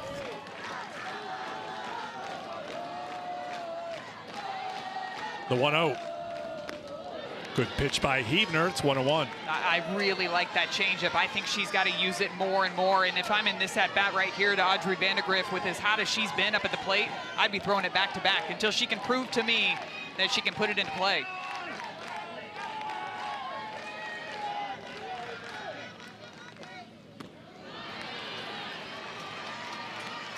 One and 2 to Vandegrift.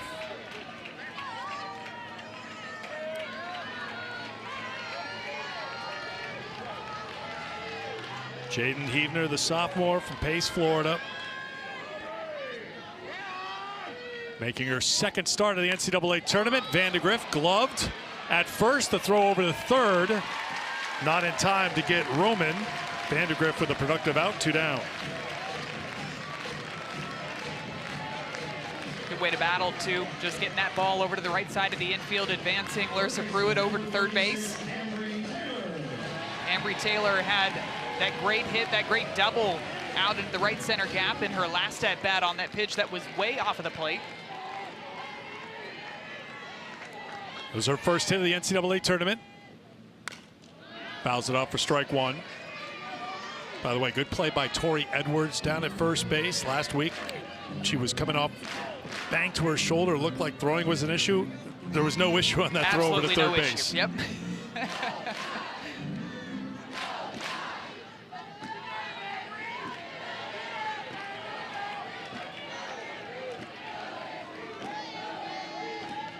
Heebner's 0-1. Pruitt has to be on her toes. Alabama scored their first run on a wild pitch when Kristen White was at third, when Heavner lost control in that third inning. A lot of pressure, as you mentioned it earlier, on the catcher, Macy Bergeron, to keep things in front here in a 3-run game. How to play.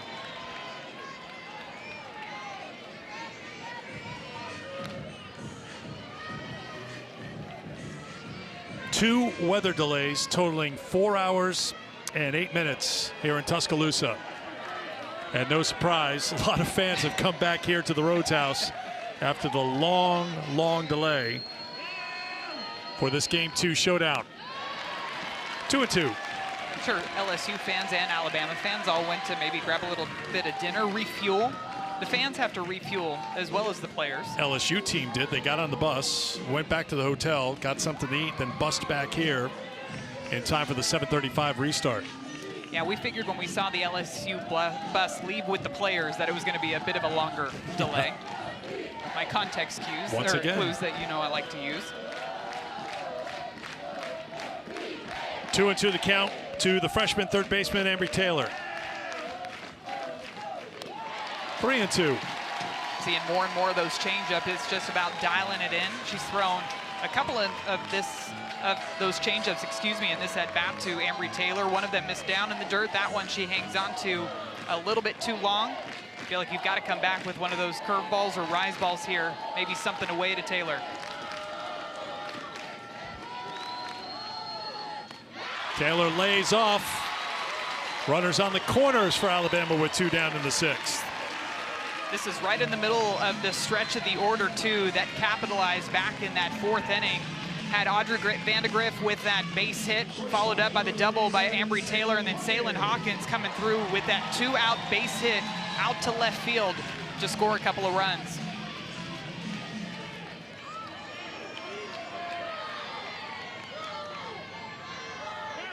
Junior from Phoenix steps in, 1 for 2 with those 2 RBI.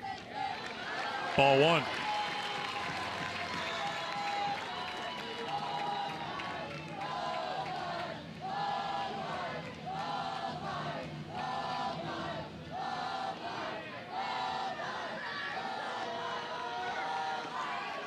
Heavner 100 pitches into her start.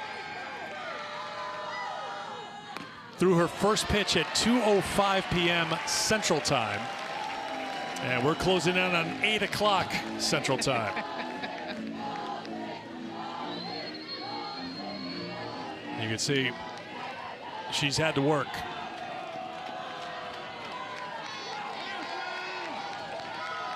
Two-0.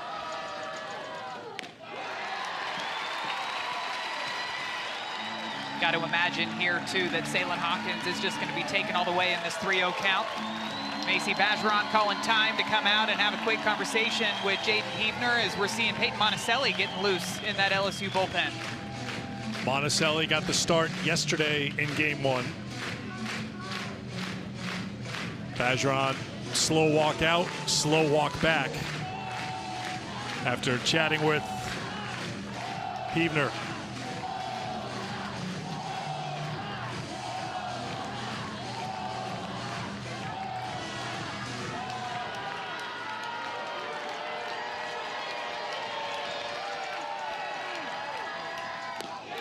Hawkins walks on 4 pitches, and the bases are loaded.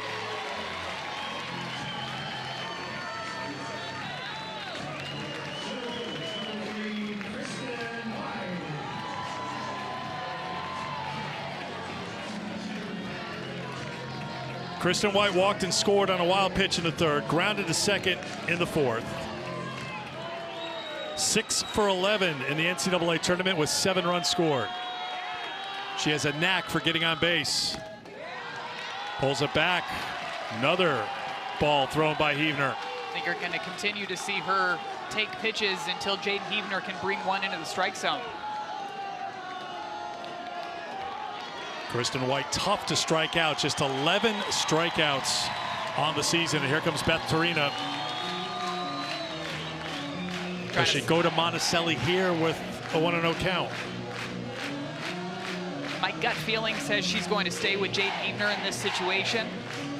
2-out situation, bases loaded. Yes, I know it's a 1-0 count, and yes, I know that she's been struggling to find the strike zone, but you're in this spot because you want a chance to move on to tomorrow to advance to the Women's College World Series. You're gonna have to be able to get out of this jam. Jaden Heavner's gonna have to go out there, settle in, and start throwing some pitches over that strike zone.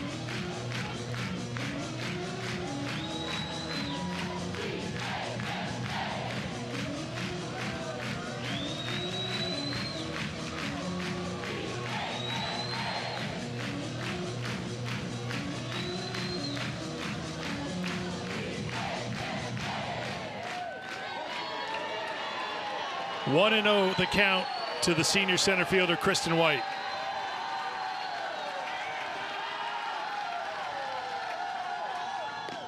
There's a strike, 1-1.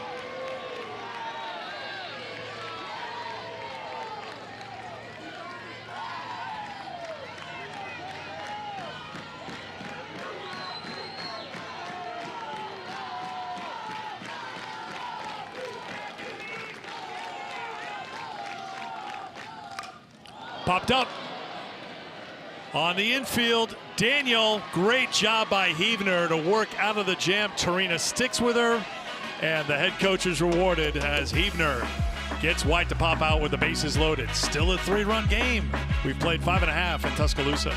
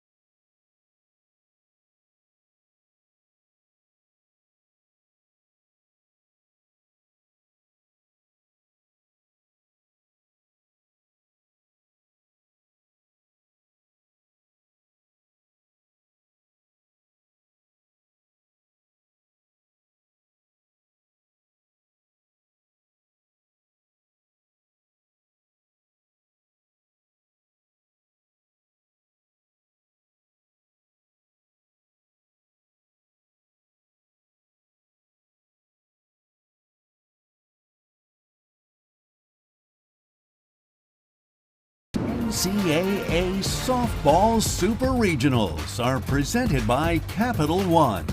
What's in your wallet?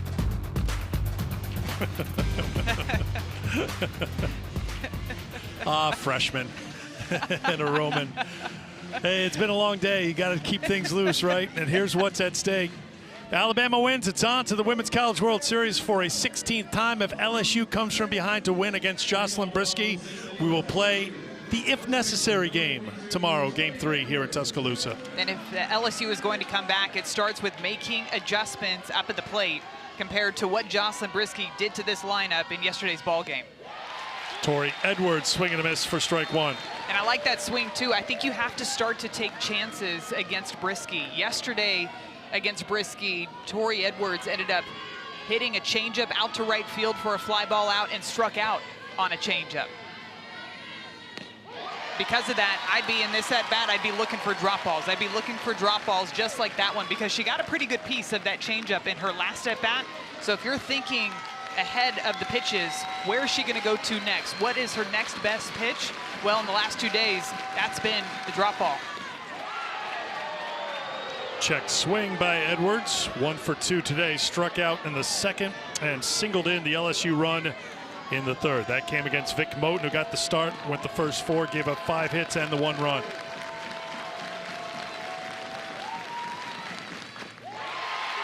Edwards strikes out. 3 strikeouts already for Brisky. 1 down.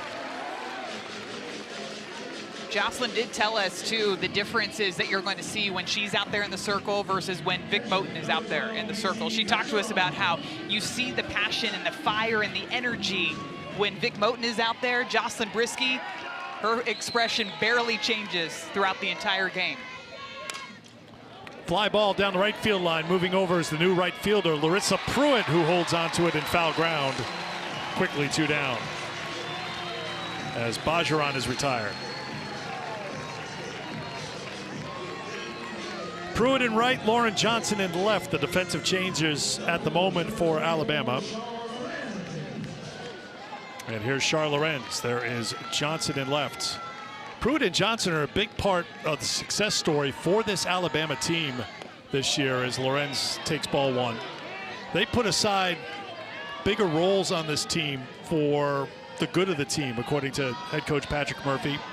They have been regular substitutes defensively late in games for a team that's gone 53-7 entering this game here today. But by the seniors being great teammates, even though their playing time went down compared to past years, that's helped the entire team in this chemistry be what Murphy calls some of the best he's ever had. Well, when you're some of the underclassmen, whether you're a freshman, a sophomore, a transfer coming in, and you see that type of leadership from your seniors, it just makes everybody else want to jump on board and to help your teammates one after another. What is your role? What can you do on this team every single day to provide and to help your team succeed, help them win? What is it going to take from each individual on this roster? 2-2 the count to Lorenz.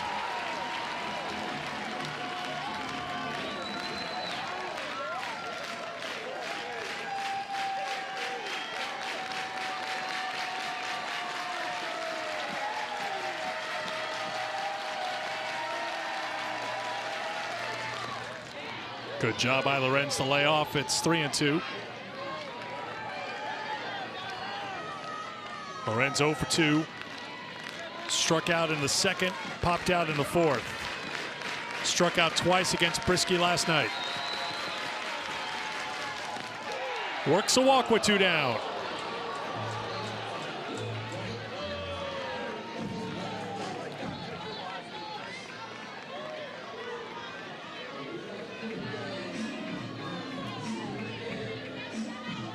Here's the number 8 hitter, Allie Hutchins. Hutchins singled in the second, fouled out in the fourth. 3 hits in the NCAA tournament. Strike 1.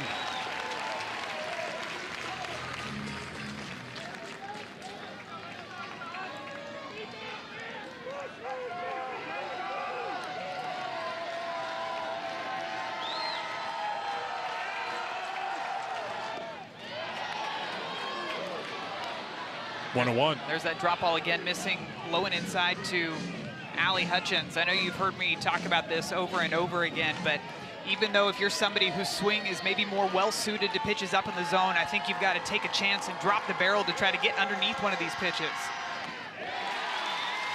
Up and in, swing and a miss, it's 1-2. And just like that, Brisky changes her game plan, goes right back upstairs with one of those rise balls, and now you're in a 2-strike count, you're in battle mode. You got to be able to fight off everything. Fight off the drop, fight off the rise, and fight off that off speed. Fight off the crowd. Here's the 1-2. Did she check? Yes. Mike Bartling at first base.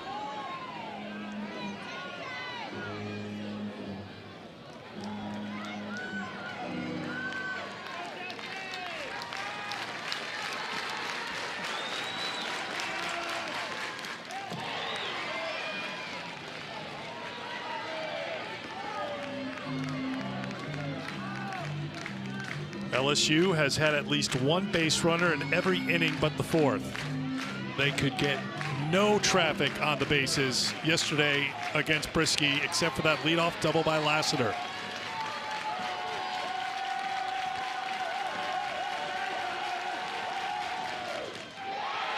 Pulls the string. Brisky taking a couple of steps towards the dugout. Didn't get the call. It's 3-2.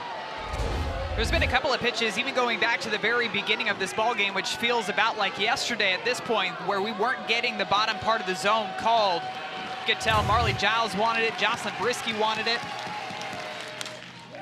Fly ball to the right fielder. Pruitt keeps it. She's got it.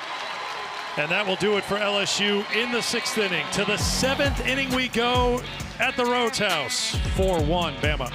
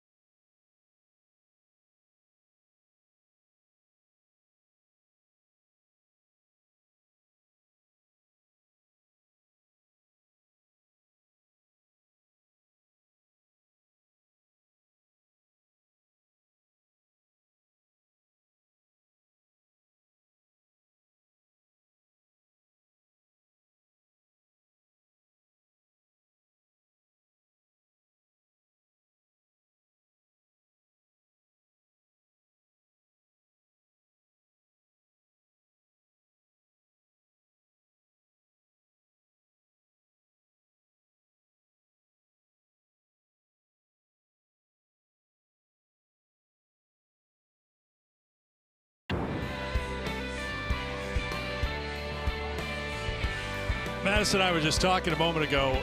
We had 2 long weather delays here, and we know we've got a lot of people watching at home here, but a lot of people came back to the park to make sure they were in person, and they are having a great time, as are we here in T-Town. It's an unbelievable atmosphere. Typically, when you see rain delays, you're not going to see a ton of fans trickle their way back into the stands, but LSU fans, Alabama fans are here because they want to see the outcome of this game. You saw the game summary. There's so much to talk about, and not just weather-related, but Alabama had not been scored on in the first 4 games of the NCAA tournament. They had outscored their opponents 27-0. And finally, LSU got on the board in the 3rd inning on the Tori Edwards RBI single, but that's it. Beth Serena was out for a moment to talk to Don Brown, the plate umpire. Jaden Heavner keeps going. Looking for a clean inning here to keep it a 3-run game as her teammates will come to the plate in the bottom of the 7th. Young with the bunt. Heavner fields it. Great play. 1 down. We mentioned it earlier, Eric, that Jaden Heavner is very good at fielding her position. She comes out of the circle very quickly. A really strong throw over to first base. And how about that stretch by Tori Edwards, having to get back to the base, reaches out, snags it just in time to get Jenna Young.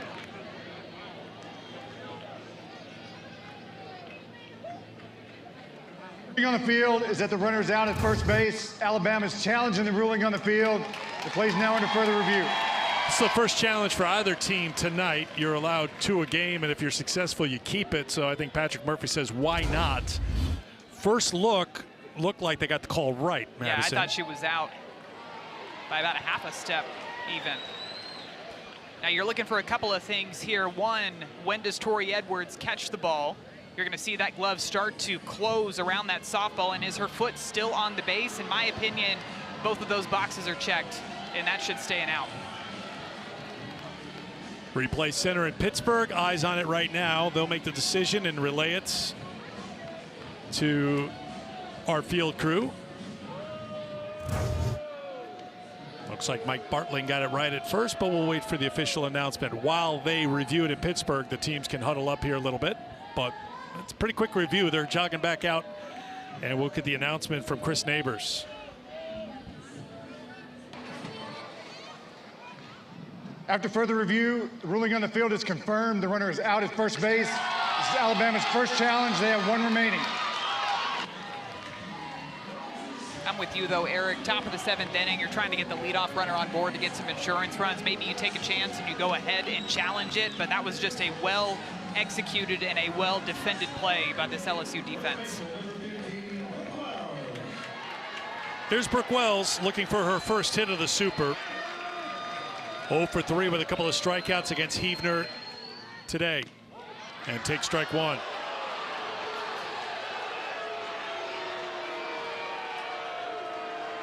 Wells entered play today, hitting .388 with a team best 23 home runs, 65 runs batted in.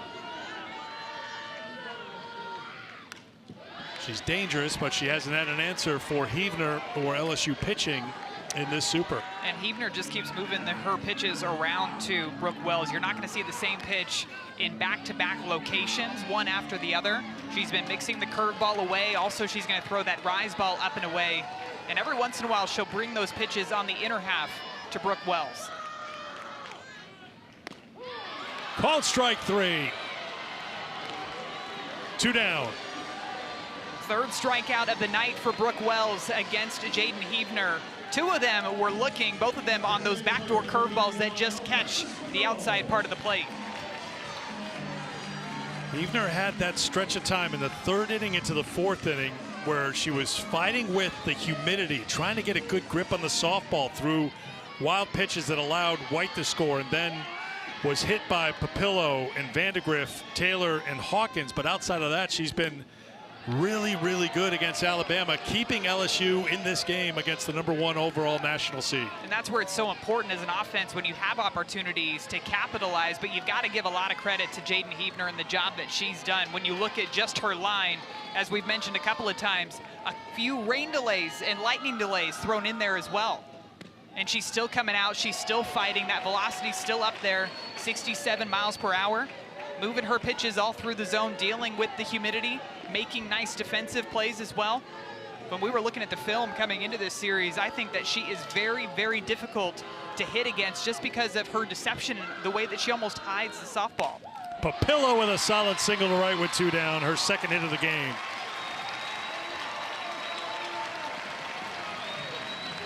Two for 4 tonight. 7 for 18 in the NCAA tournament. Just feels like Papillo's in one of those zones where the softball probably looks about the size of the beach ball coming into her right now. Doesn't matter if you throw the off speed, the rise ball, the curve ball, she is just going to go after it, and she is going to hit it with authority. Here's the first plate appearance for Larissa Pruitt, who ran for Roman in the 6th. Alabama native playing perhaps her final home game here at Rhodes Stadium. Take strike 1. She would like for it to be her final home game here at the Rhodes House. That means Alabama wins. I was gonna say, that sounds kind of funny to say, right? Yes. You don't want a game tomorrow if you're Alabama. LSU, nothing would be better. 0-1. Pruitt lifts a fly ball to right. Franklin drifting towards the line, and she's got it, and that will do it for Alabama. To the bottom of the 7th we go. Last chance for LSU, down by 3, facing elimination.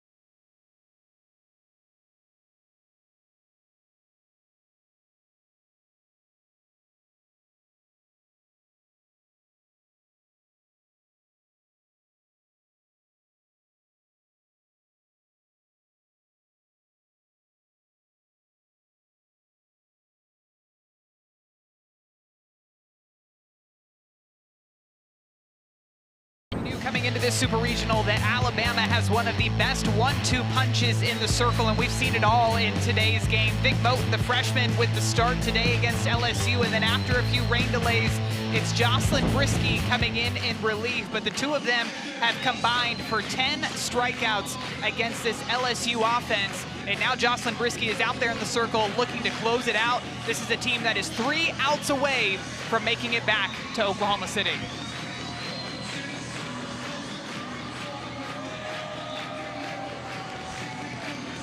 Alabama has outscored their opponents 31-1, 5 games in to their 2026 NCAA tournament run. Can Avery Hodge and LSU mount a comeback here? They are the home team in game 2. Can they walk it off here in the 7th against Brisky? Hodge 1 for 2 tonight.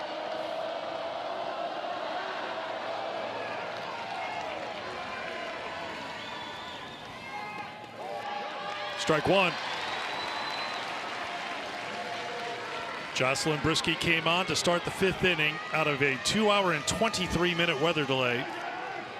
She's picked up 3 strikeouts in her 2 innings of work, giving her 14 in the 2 games of the Super Regional. Hodge, third base, Taylor on the run, close one in time. Challenge will certainly come from LSU. And we'll have a video review here initiated by the Tigers. The ruling on the field is that the runner is out at first base. LSU is challenging the ruling on the field. Plays under further review. Abby Dukeshire is the new first baseman. Abby is a tall kid with a long reach. She's going to be playing basketball in North Dakota in the fall as a grad transfer, so she's using some of that length to get the out at first, it would appear. And I think on that play, she needed every single inch of her reach in that glove to be able to get that out. Watching it live, I thought with as high as that hop was, that there was going to be no way that Ambry Taylor was going to be able to get Avery Hodge out at first base. And as we're watching these replays, I think she gets her. Again, you're looking for that glove closing around the ball. Is Dukeshire's foot still on the base? And to me, it looks like she's out. Great throw on the run, too, by Ambry Taylor, knowing she did not have time to set her feet. You just had to get rid of it to even give yourself a chance at first. She threw a strike with something on it to get it over to Dukeshire at first. So it's being reviewed by Pittsburgh right now. From our looks, it looks like the call will be confirmed, but we'll wait for the official call. For the moment, 1 down here in the 7th inning.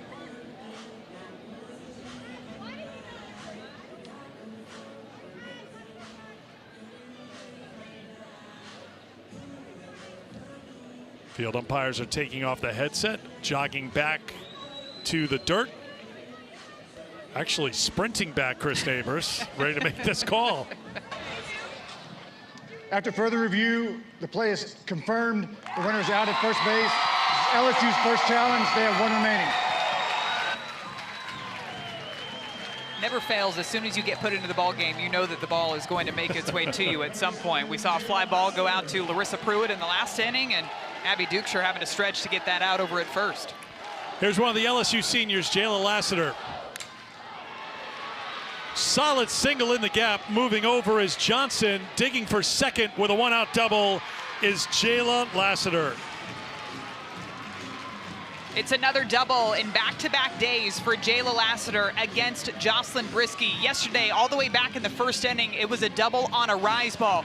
This, to me, Eric, is exactly what I mean by taking chances. She goes up there, and she's sitting changeup first pitch of the at-bat. She gets one, and she hammers it out into that gap to try to get a little life back into this LSU offense. First hit today for Lassiter, second of the Super, 5th of the NCAA tournament. Strike 1 to Sierra Daniel, 1 for 3 today.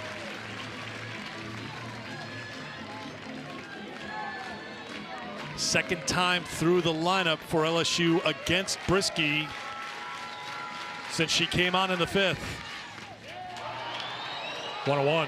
Typically, too, the more batters face a pitcher, especially going back to yesterday, kind of a quick turnaround, too. All of those at-bats, I guarantee, are very fresh in their minds. You'd start to see the momentum swinging towards the hitter because they have more and more looks at the pitcher out there in the circle. Daniel did put the ball in play 3 times against Brisky. 3 flyouts yesterday. Had that base hit to right, too, back in the 5th inning against Brisky.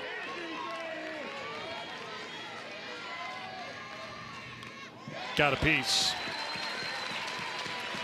One of only 2 Tigers who didn't have at least 1 strikeout against Brisky yesterday. Counts now 2-2 to Sierra Daniel. Those 3 fly ball outs, I feel like she's been staying away to Sierra Daniel. Maybe try to pump in one of those drop balls low and in.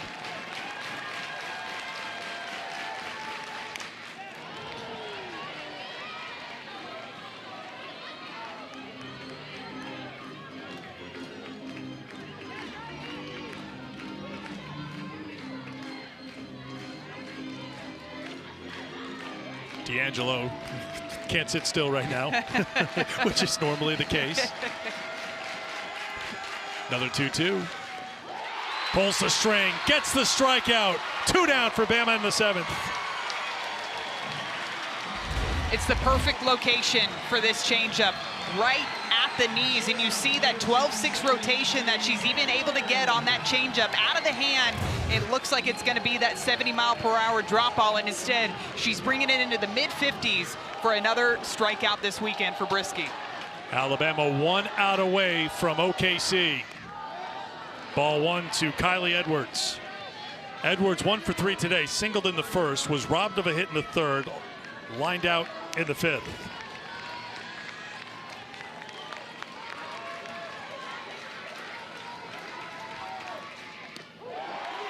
One and 1.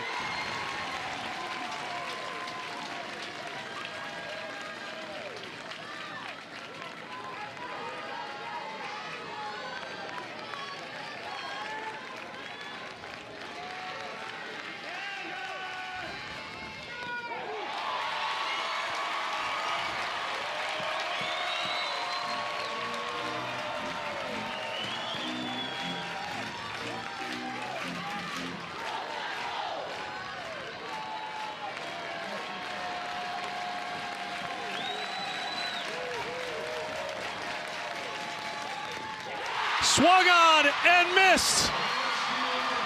For the 16th time, Alabama is going to the Women's College World Series.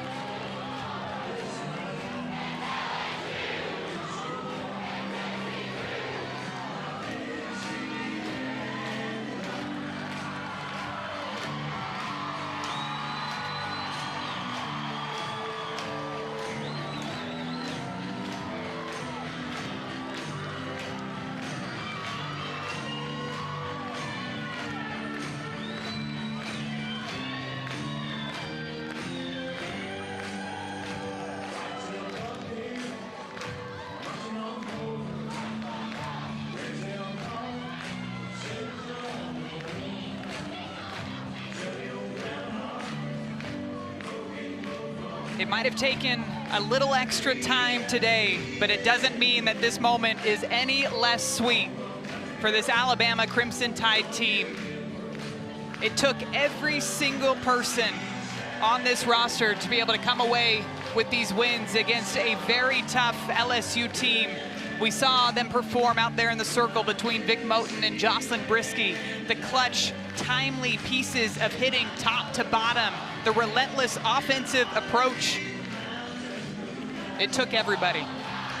Took a little extra. Jocelyn Brisky gave a lot yesterday, and then she came on for the final 3 innings to pick up the save in support of freshman Vic Moten, who got the win, and Vic's got the headset on right now. Thanks for delaying the extra celebration, Vic. It's okay. All right, perfect. Congratulations. Thank you. You are going to the World Series.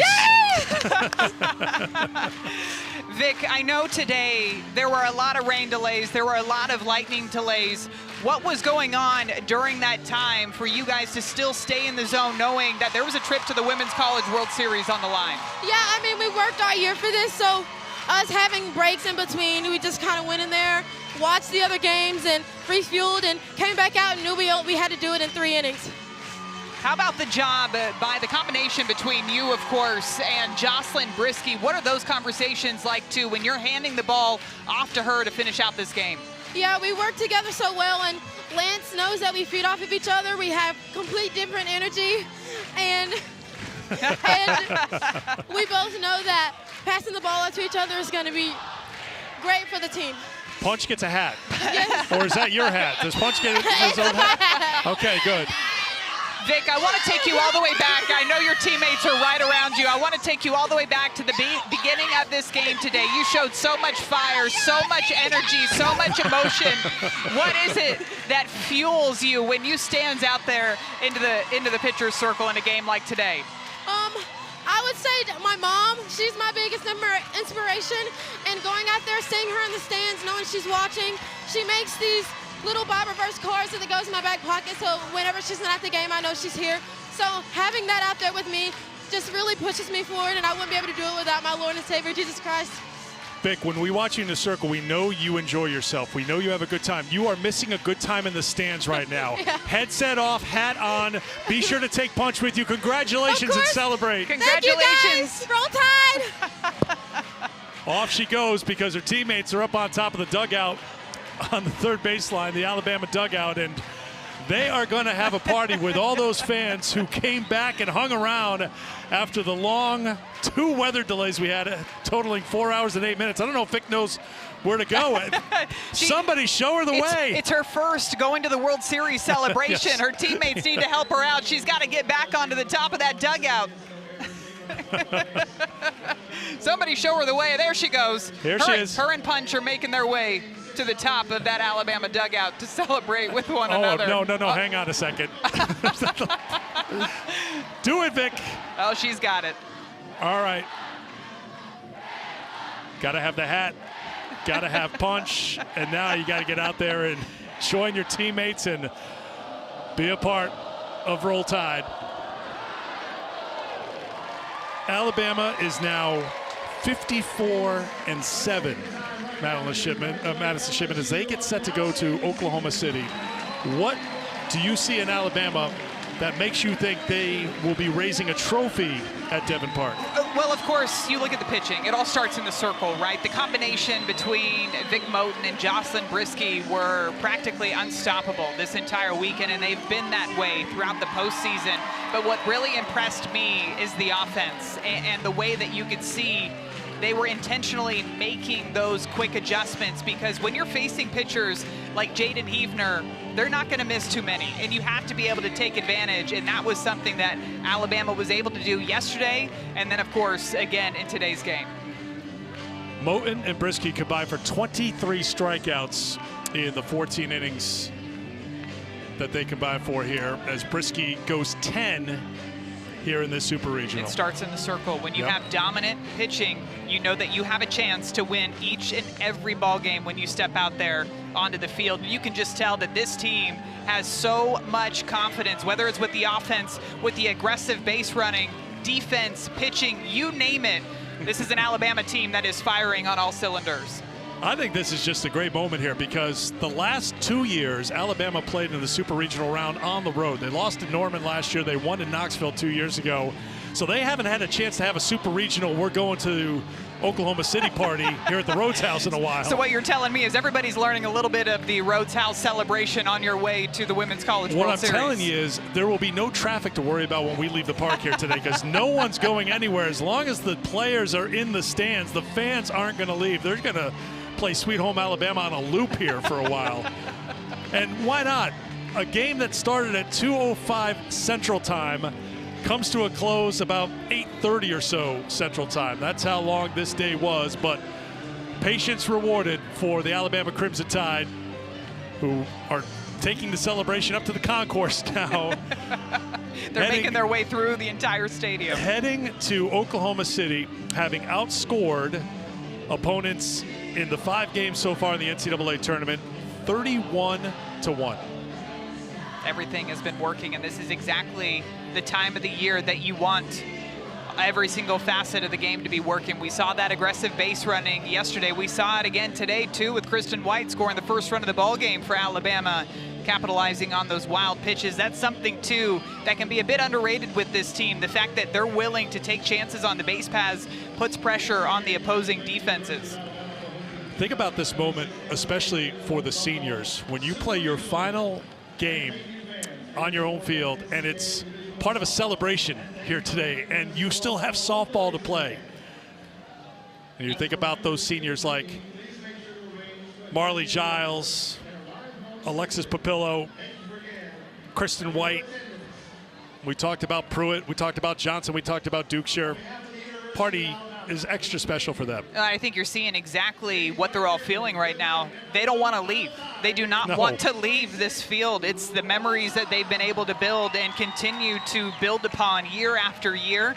And all the work that you put in the offseason and winter break, coming into season, the grind of the softball season, making your way and navigating your way through the Southeastern Conference to be able to finally be on this field celebrating, knowing that your season is going to continue one more week, that you still have a chance to compete with your team and have a chance to win a national championship.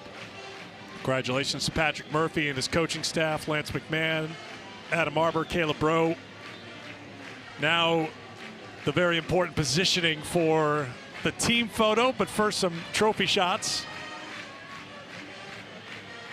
Tell you what, too, the energy with Jocelyn Brisky in the circle. You know, I joked around, half joke with Patrick Murphy before the game. I said, getting some Montana Fouts vibes. Now, I know that's heady company, but just the way she's pitching, Jocelyn Brisky, and how the crowd has been reacting to her and how dominant she's been, it's pretty fun to watch someone who's just blossoming right before your eyes. Well, I think what makes you say something like that, too, is the way that Jocelyn Brisky has been commanding the strike zone, not giving up the free passes, and the strikeouts that she's been able to rack up because of that, really working her pitches through that strike zone. You know, Marley Giles, who's been back behind the plate catching all of it, absolutely loves to see her pitchers out there performing. So it's going to take a while to get these team photos all squared away because it takes a big team to get the #1 overall national seed to the point where they are now heading to Oklahoma City. So another ticket punch. Tennessee, the first. Arkansas, Nebraska. Now Alabama, the 4 of the 8 that are in. Alabama will take on the winner of the UCF-UCLA Los Angeles Super Regional in their opening game in the double elimination tournament in OKC. Hard to believe that OKC is just right around the corner, but that's what all these teams have been working for all year long. Be here for you. You'll be there in the studio. And it is reality for that team you see on your screen, the Alabama Crimson Tide, who have won 5 in a row in postseason play, 54-7 overall, as they knock off LSU 4-1 the final to sweep the Tuscaloosa Super Regional. We still have more and more people filtering into this team photo here, so we need the wide-angle lens for this shot. We're getting everybody on the field. See, I'm looking up and I see a bunch of people pouring down the stairs heading down to the field. Everybody wants in on the group Bring down picture. the families, of course. You can think back to those days when you first started playing softball, and now it's paid off in your college days by going to the Women's College World Series.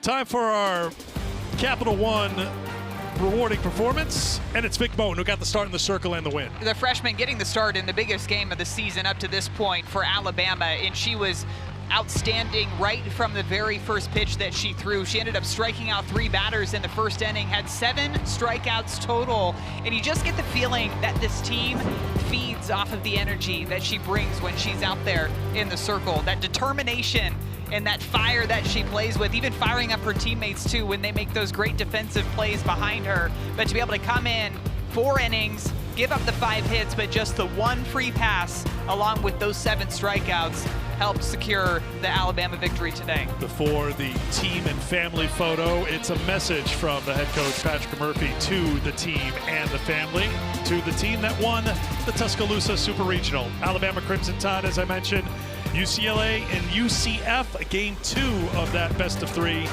coming up 10 o'clock Eastern time. Just about 20 minutes from now in Westwood, UCLA won game 1. Arkansas going to the Women's College World Series for the first time ever. Tennessee going yet again. That's 10 trips now for the Lady Vols. And still some business to be taken care of tomorrow in Norman and in Gainesville. Should be a great Sunday. We're starting to see that bracket fill up already for Oklahoma City. Can't wait to see what that final bracket looks like. Arizona State and Texas playing right now. Arizona State got the win in game 1. Texas in Austin trying to stay alive and force a game 3. Photo time in left field here at the Rhodes House as Alabama wins it. It's been our pleasure to be here in Tuscaloosa. Thanks especially to our crew who were here early and they're here late and stay through these long weather delays. So thank you to everybody.